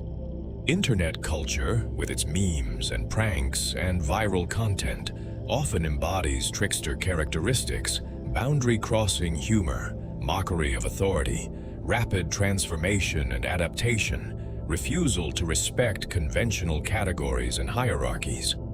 Online communities develop their own trickster figures, individuals whose pranks or interventions become legendary within particular digital spaces. The anonymity and fluidity of online identity makes the internet a naturally trickster-friendly environment, where the boundary crossing and shape-shifting that define the archetype find new expression in profile changes, alternate accounts, and the manipulation of digital presence. Social media platforms have become stages for trickster performances, places where comedians, satirists, and provocateurs can reach large audiences with content that mocks authority, exposes hypocrisy, and disrupts official narratives. The speed and reach of digital communication means that a successful trickster intervention can spread globally within hours, achieving influence that would have been impossible in earlier eras. Yet the same technologies also enable surveillance and control that make trickster freedom more difficult to maintain. The tension between the internet's potential for liberation and disruption and its use for monitoring and constraint mirrors older tensions between trickster freedom and authorities' attempts to control or suppress it. Political satire represents one of the most important contemporary expressions of trickster energy. Comedians and satirical programs serve functions remarkably similar to court jesters, using humor to criticize powerful figures and institutions, exposing hypocrisies and failures that official discourse ignores or obscures. speaking truths that would be dangerous if stated directly, but become acceptable when delivered as comedy. Shows that satirize news and politics perform crucial democratic functions, maintaining critical perspective on authority, preventing political discourse from becoming purely solemn and self-important, ensuring that mockery and laughter remain part of how societies evaluate their leaders and institutions. The trickster appears not only in specific characters and narratives, but also through recurring symbols, images, and spatial patterns that carry consistent meanings across cultures and time periods. Understanding these symbolic dimensions of the trickster archetype reveals deeper layers of significance, showing how particular animals, spaces, and psychological appeals become associated with trickster energy. These symbols are not arbitrary choices, but reflect essential aspects of what the trickster represents and how this archetype functions in human consciousness and culture. The symbols that attach themselves to tricksters reveal truths about the archetype that might remain hidden if we focused solely on specific stories or characters. Animals appear as trickster figures with remarkable frequency across world mythologies and folklore. This association between tricksters and animals reflects multiple dimensions of meaning. Animals exist outside human social systems, following their own needs and natures rather than cultural rules. Animals cross boundaries between wilderness and civilization, appearing in human spaces but never fully domesticated or controlled. Animals possess forms of intelligence that humans recognize as real but different from human rationality, a cunning grounded in instinct and adaptation rather than abstract thought. These characteristics make animals natural vehicles for expressing trickster energy, for embodying the qualities that define the archetype. Certain animals appear as tricksters across multiple unrelated cultural traditions, suggesting that their symbolic associations reflect something universal about how humans perceive and interpret these creatures. Coyote holds a central place in many Native American trickster traditions, embodying the clever, foolish, appetite-driven energy that characterizes one strain of the archetype. The coyote, as an actual animal, lives on the edges of human settlement, neither fully wild nor domesticated, scavenging and hunting, adapting to human presence, while remaining fundamentally non-human. This ecological position mirrors the trickster's social position, existing at boundaries, adapting to circumstances, surviving through intelligence and flexibility rather than strength. The spider appears as a trickster in West African traditions and the stories that descended from them in the Americas. Anansi, the spider uses cunning and web weaving to trap stronger opponents, representing intelligence overcoming force. The spider's web itself becomes a powerful symbol, an intricate trap created through patient skill, nearly invisible until prey becomes entangled, demonstrating how small creatures can control larger ones through strategic thinking. The spider spinning its web mirrors the trickster spinning plots and schemes, creating situations where others become caught despite their greater size or power. The web's radial structure, extending outward from a central point, reflects how a trickster's influence spreads from seemingly insignificant origins to affect much larger systems. Raven appears as a trickster in Pacific Northwest indigenous traditions and in various northern cultures. Like the coyote, the raven is a clever scavenger associated with death through feeding on carrion, but also with life through its adaptability and intelligence. In many stories, Raven brings light to the world, steals fire for humans, or creates important aspects of reality through tricks played on more powerful beings. The raven's black color, harsh voice, and association with battlefields and death give it dark associations, while its undeniable intelligence and problem-solving abilities command respect. This combination of unsettling qualities with genuine capability perfectly embodies trickster ambiguity, The fox appears as a trickster in Japanese, Chinese, and European traditions. Fox spirits in Asian mythology possess shape-shifting abilities, often transforming into beautiful humans to seduce or deceive. The fox's reputation for cunning, its elusiveness, its apparent ability to appear and disappear mysteriously, all contribute to its trickster associations. The fox lives in the liminal spaces between forest and field, between wilderness and human habitation, marking it as a boundary crosser. Its pointed face and bright eyes suggest intelligence and watchfulness, reinforcing associations with cleverness and strategic thinking. What unites these diverse animal tricksters is a set of shared characteristics that make them symbolically appropriate for carrying trickster energy. They are medium-sized creatures, not apex predators whose power lies in overwhelming force, but cleverer survivors who must use intelligence and adaptability to thrive. They exist in close proximity to humans without being domesticated, maintaining their wild nature while adapting to human presence. They scavenge and opportunistically feed, showing flexibility in diet and behavior. They possess obvious intelligence that humans recognize and sometimes fear. They survive in conditions where larger or more specialized creatures might fail, demonstrating the advantages of adaptability over specialization. The choice of animal forms for tricksters also reflects cultural contexts and concerns. The coyote as American trickster makes sense in environments where coyotes are common and familiar. Anansi reflects West African ecology and the observation of spider behavior. Regional variations in which animals carry trickster associations demonstrate that while the archetype is universal, its specific expressions adapt to local conditions and experiences. This flexibility itself mirrors the trickster's characteristic adaptability, the archetype finding appropriate expression in whatever forms a culture provides. The trickster's association with shape-shifting means they are not limited to a single animal form.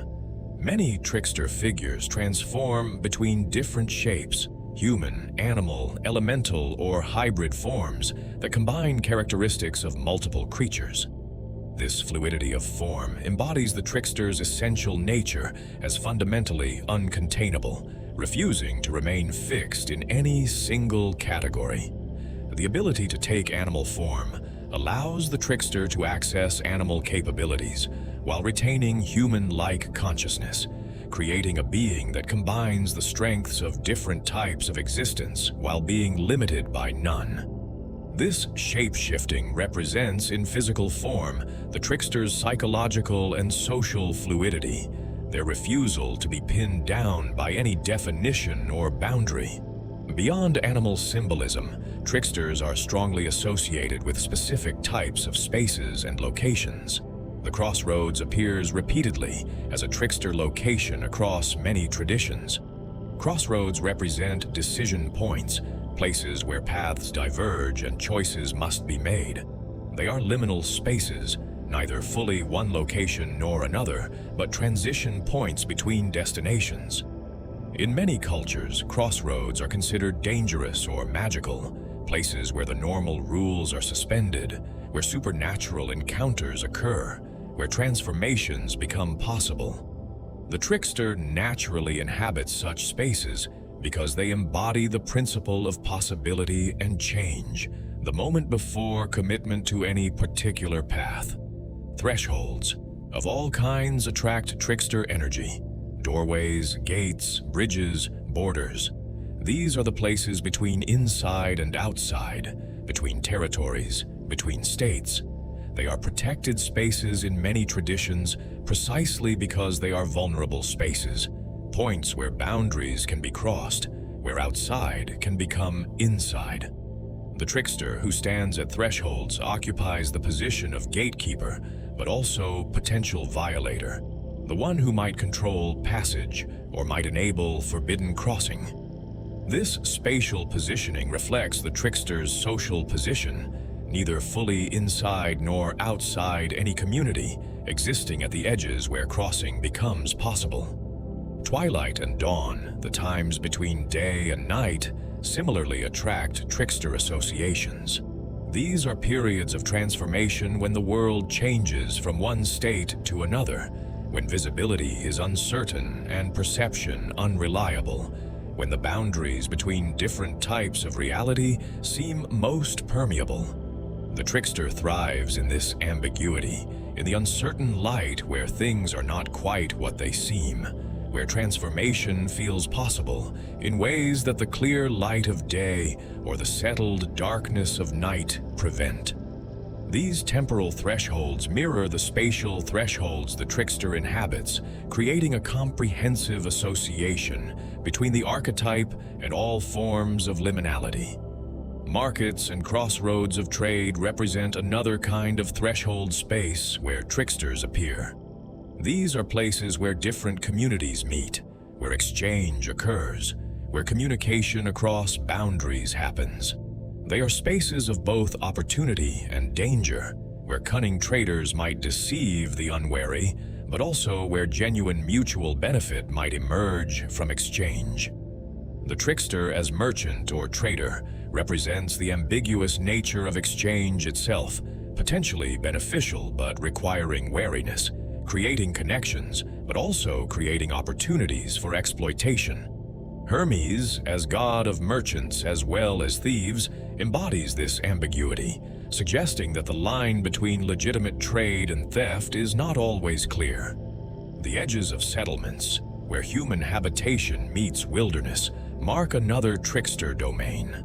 These boundary zones are neither fully civilized nor fully wild, but contain elements of both.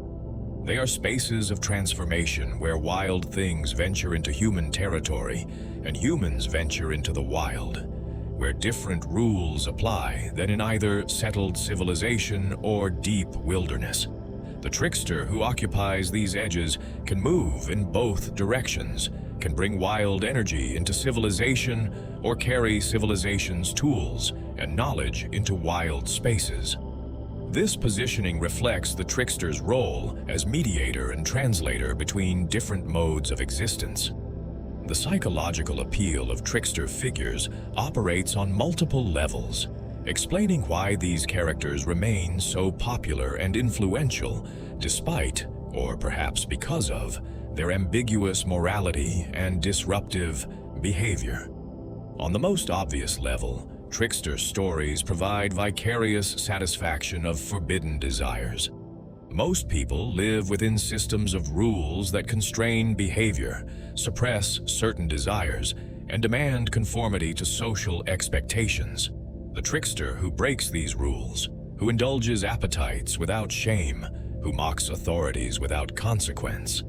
This figure allows audiences to experience transgression safely, to enjoy rule-breaking from a distance without risking the actual consequences such behavior would bring in reality.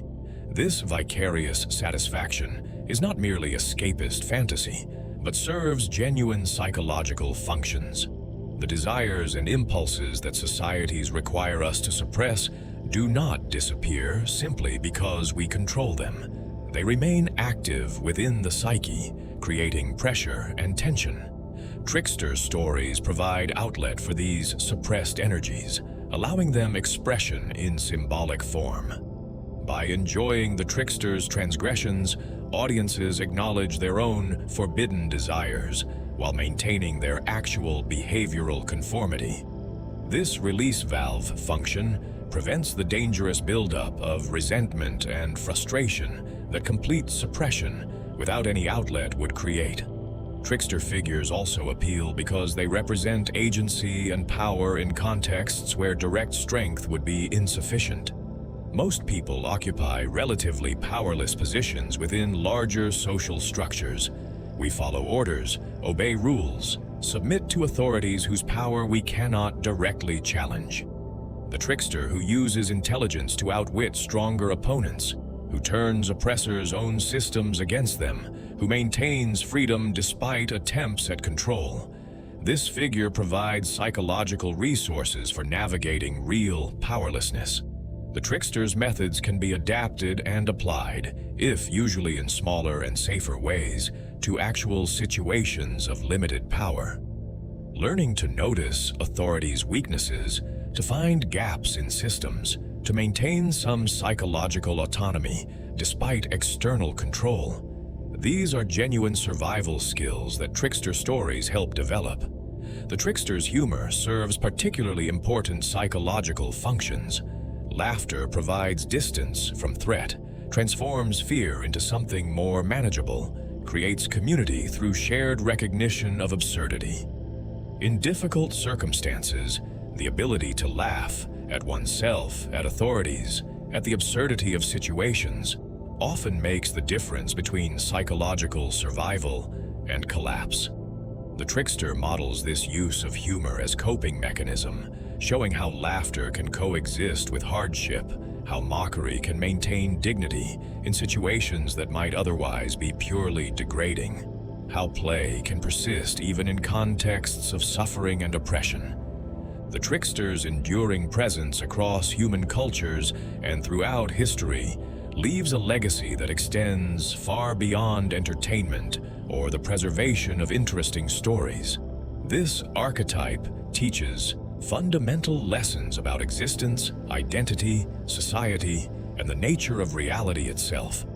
These lessons operate on multiple levels simultaneously: practical wisdom about navigating social structures, psychological insights about human nature, philosophical truths about the impermanence of all things, spiritual understanding about the relationship between order and chaos. The trickster's legacy is not a fixed set of doctrines or rules, but rather a way of approaching life that maintains flexibility, questions certainty, and recognizes the necessity of change. Understanding this legacy reveals why the trickster remains not just relevant, but essential to human flourishing. The first and perhaps most fundamental lesson the trickster teaches concerns uncertainty and impermanence. Human beings naturally desire certainty, stability, and permanence. We want to know what is true, to establish reliable patterns, to create structures that will endure. This desire serves important purposes. It allows planning, enables the accumulation of knowledge, makes possible the construction of civilizations and institutions. But this same desire becomes dangerous when it hardens into rigid certainty, when we forget that our knowledge is provisional and our structures temporary, when we mistake our current understanding for ultimate truth.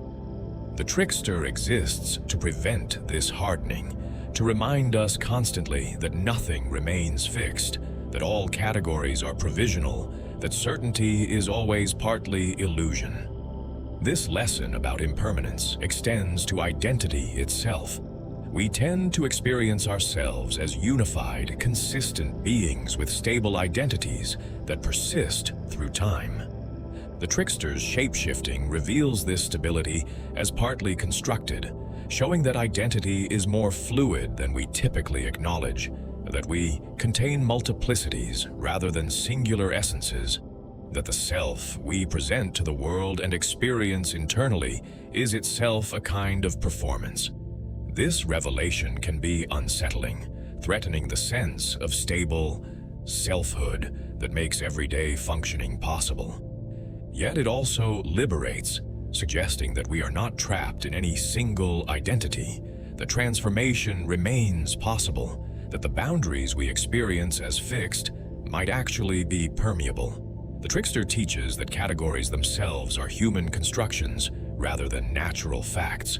The boundaries between male and female, human and animal, sacred and profane, civilized and wild, rational and irrational. All the divisions we use to organize experience and create meaning are revealed through the trickster's crossing of them to be useful fictions rather than absolute realities. This does not mean these categories have no value or that we should abandon them entirely. They serve important organizational and conceptual purposes.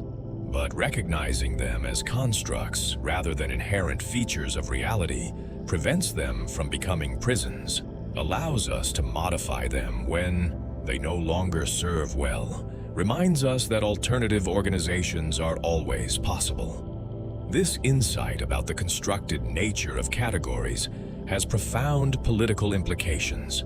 Many forms of oppression and inequality depend on treating socially constructed categories as though they were natural and inevitable. When gender roles are understood as reflecting essential differences rather than cultural conventions, they become much harder to question or change. When racial categories are treated as biological facts rather than social constructs, they seem to justify hierarchy and exclusion. When class positions are seen as natural outcomes of merit rather than products of historical processes and structural arrangements, they appear unchangeable. The Trickster's boundary crossing reveals all such naturalization as false, showing that what claims to be inevitable is actually contingent. What appears fixed is actually fluid. What seems natural is actually constructed. The Trickster also teaches crucial lessons about power and its nature. By successfully tricking and outwitting those who possess greater strength, wealth, or institutional authority, the Trickster demonstrates that power comes in multiple forms, and that apparent powerlessness is not the same as actual helplessness.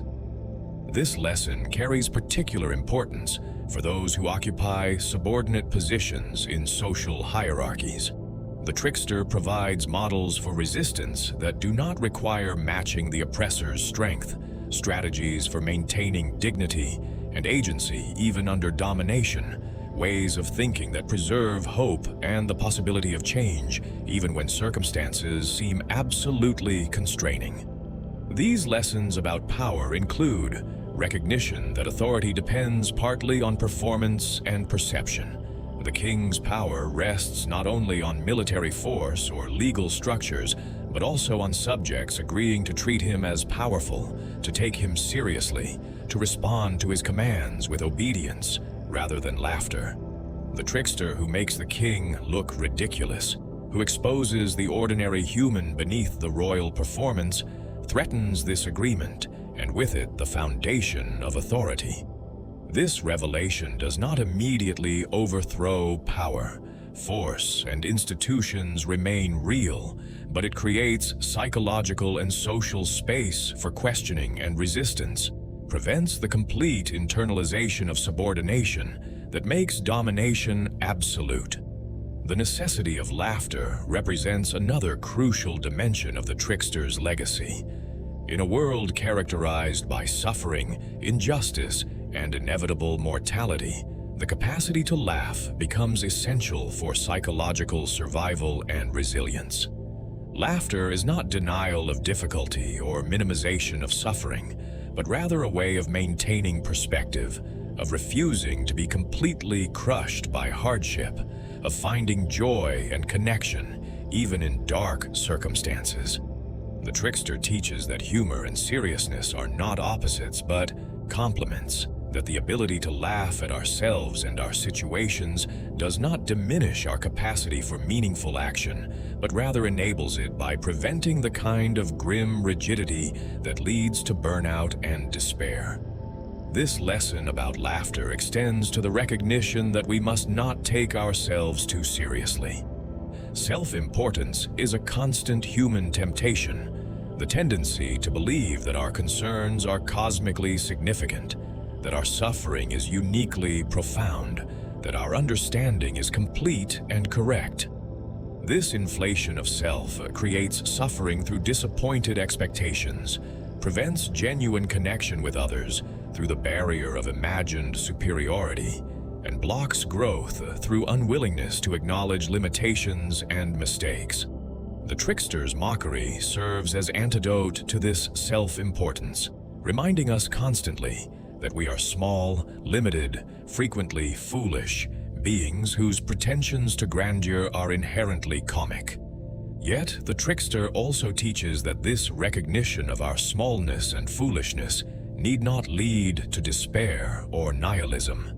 There is something liberating about acknowledging that we are not as important as we imagine, that the universe does not revolve around our concerns, that our failures and humiliations are not cosmic catastrophes.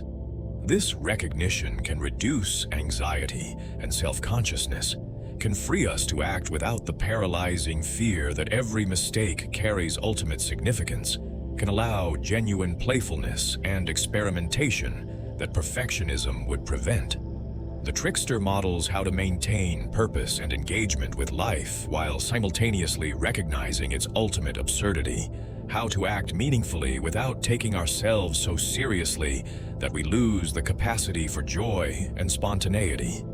The Trickster's legacy also includes profound lessons about the necessity of disruption and change. Systems tend toward rigidity over time. What begins as useful structure gradually hardens into obstacle. Rules that once served life become constraints on life. Authorities that initially emerged to serve genuine needs develop interests in their own perpetuation, regardless of whether they continue serving those needs. Without some force that introduces disruption, that prevents complete ossification, that maintains flexibility in the face of pressures toward rigidity, systems become sterile and ultimately collapse under their own weight. The Trickster embodies this necessary disruptive force, ensuring that order never becomes so complete that change becomes impossible. This lesson has particular relevance for understanding innovation and creativity. New possibilities emerge not from perfecting existing systems, but from breaking them, from introducing errors and disruptions that force adaptation and evolution. The creative process requires willingness to play with boundaries, to try combinations that conventional wisdom says will not work, to value the unexpected and accidental, to see disruption as opportunity rather than merely as problem. The Trickster's energy, playful, disruptive, boundary-crossing, willing to fail and try again, models the attitude necessary for genuine creativity. Without Trickster energy, societies and individuals become capable only of incremental improvement within existing frameworks, unable to make the leaps that genuine innovation requires. The relationship between order and chaos that the Trickster embodies teaches that these are not simply opposed forces, but complementary necessities. Too much order without any chaos leads to rigidity, sterility, death. Too much chaos without any order leads to complete dissolution, inability to maintain any structure or accomplish any purpose. Life exists in the dynamic tension between these poles, requiring both stability and change, both structure and freedom, both pattern and variation. The Trickster ensures that the balance never tips too far toward rigid order, that chaos remains present as possibility and potential, that transformation continues despite pressure toward stasis. This balance between order and chaos operates at every scale of existence. Biological evolution requires both genetic stability and genetic variation. Too much stability prevents adaptation. Too much variation prevents the preservation of successful forms. Psychological health requires both stable identity and capacity for change. Too much stability becomes rigidity. Too much fluidity becomes fragmentation. Social systems require both reliable structures and capacity for reform. Too much structure becomes oppression. Too much freedom becomes chaos. The Trickster's lesson is that this tension cannot be resolved in favor of either pole, but must be maintained as ongoing dynamic, as creative friction that generates movement and development. The legacy of embracing uncertainty and impermanence that the Trickster leaves represents perhaps the most challenging, but also most valuable lesson. Human beings resist uncertainty with tremendous energy and creativity, constructing elaborate systems of knowledge, belief, and organization. To create islands of apparent certainty within an actually uncertain universe. These constructions serve important purposes and should not be simply abandoned. But the trickster teaches that ultimately, certainty is provisional, that our knowledge is partial, that our structures are temporary, that change is the only constant. Learning to live with this uncertainty, to act meaningfully despite inability to be certain about outcomes, to maintain purpose without demanding absolute security, this capacity is essential for psychological and spiritual maturity. This acceptance of uncertainty does not mean passivity or resignation. The trickster is highly active, constantly scheming and intervening and transforming situations.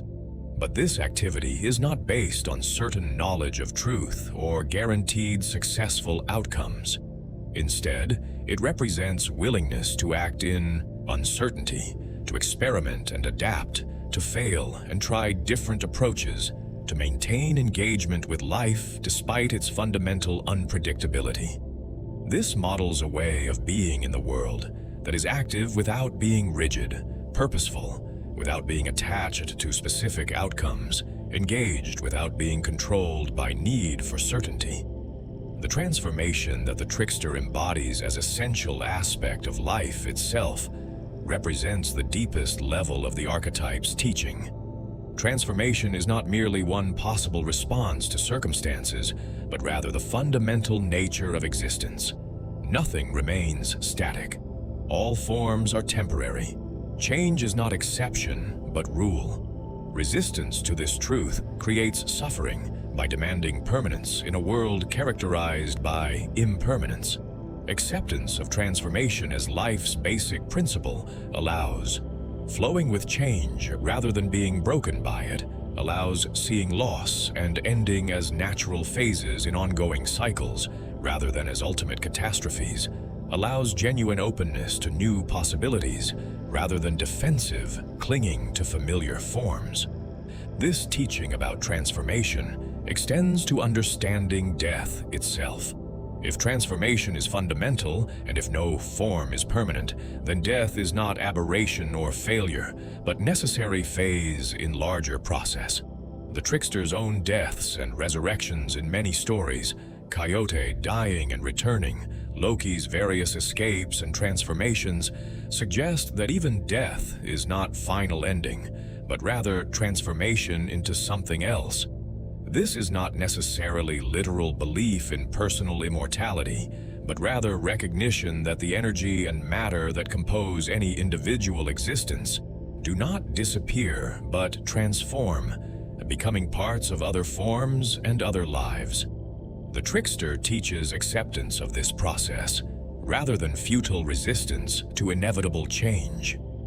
We have traced the trickster archetype across cultures and through time, examining its manifestations in ancient mythology and modern media, exploring its essential characteristics and psychological functions, understanding its relationships with heroes, rulers, and communities, recognizing both its playful creativity and its dangerous potential. Throughout this exploration, certain patterns have emerged with remarkable consistency. The boundary breaking, the use of humor as power, the embodiment of contradiction, the teaching through disruption, the existence in liminal spaces between established categories. These patterns reveal the trickster not as mere entertainment or cultural curiosity, but as fundamental archetype that addresses essential human needs and conditions. The trickster's universality across human cultures demonstrates that this figure represents something necessary rather than optional in how societies function and how individuals develop. Every culture independently creates trickster figures because every culture needs what tricksters provide. The need for disruption to prevent, rigidity for humor to maintain perspective, for questioning to prevent the calcification of certainty, for boundary crossing to reveal the constructed nature of categories. These are universal human requirements that transcend particular historical or cultural circumstances. The trickster appears wherever humans tell stories, because humans need reminders that order is not absolute, that authority is not unchallengeable, that change is constant and necessary.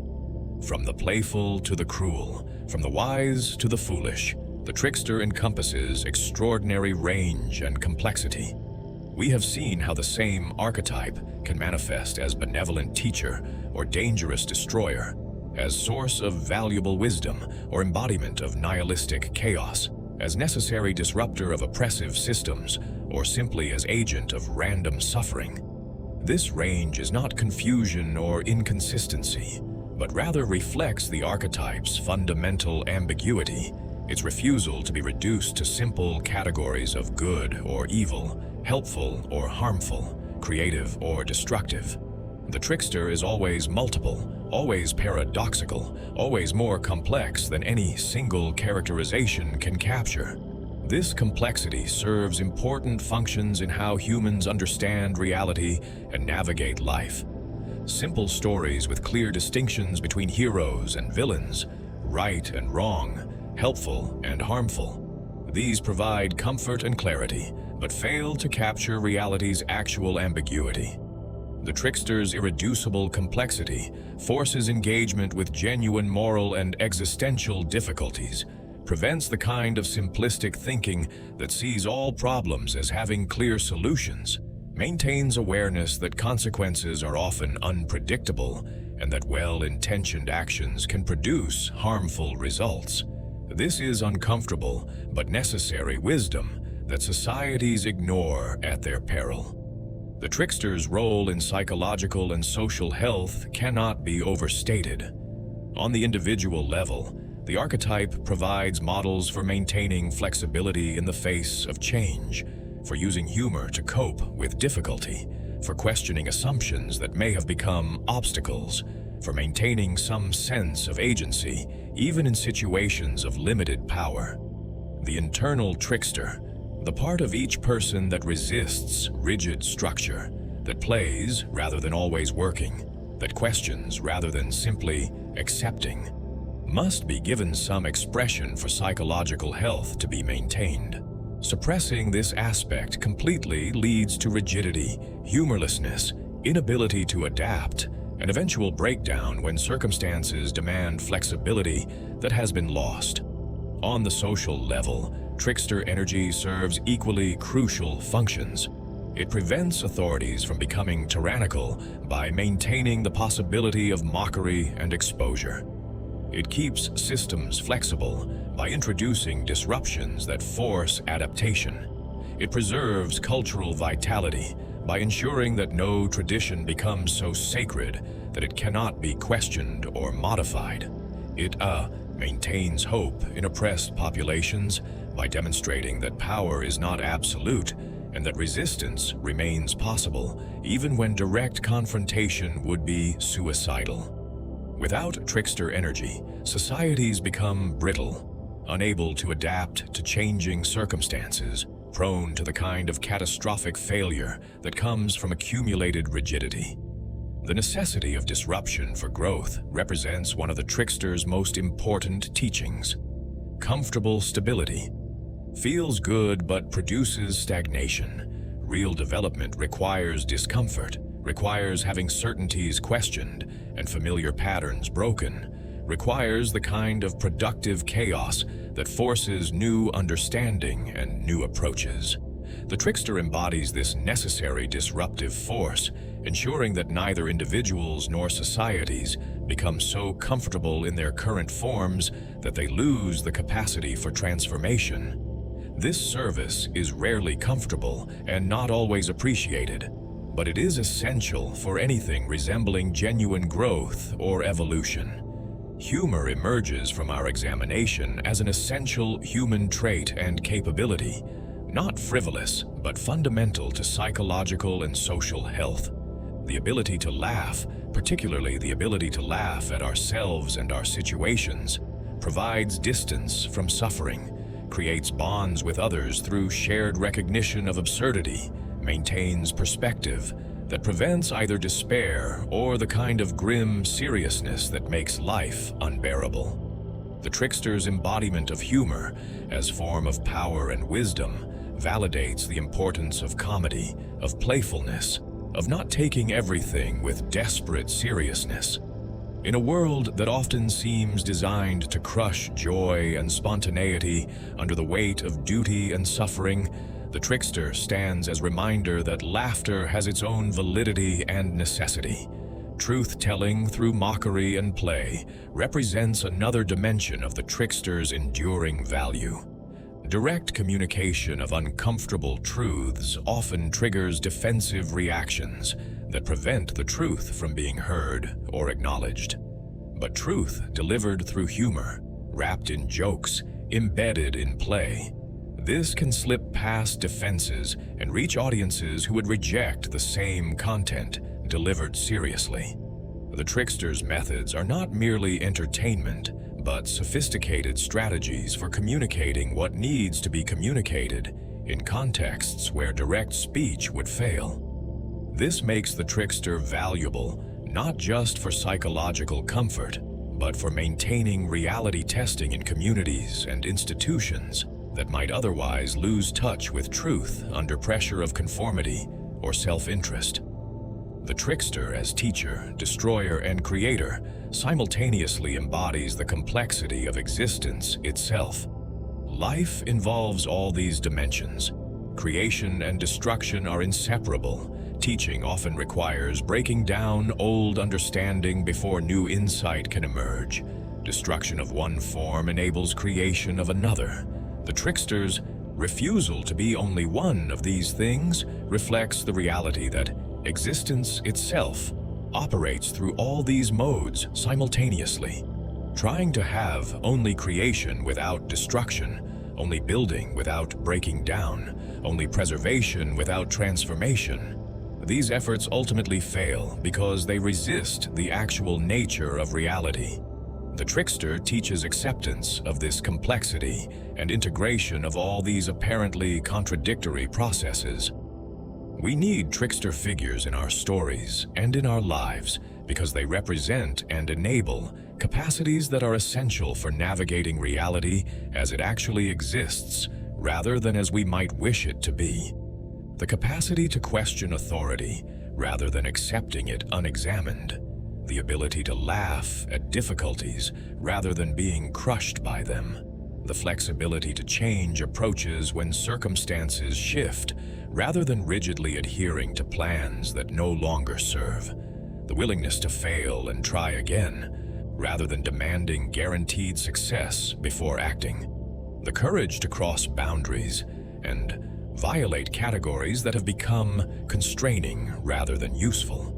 These capacities do not come naturally to most people most of the time.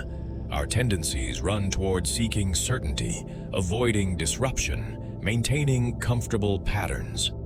The trickster provides constant reminder that these tendencies, while understandable, must be balanced by their opposites.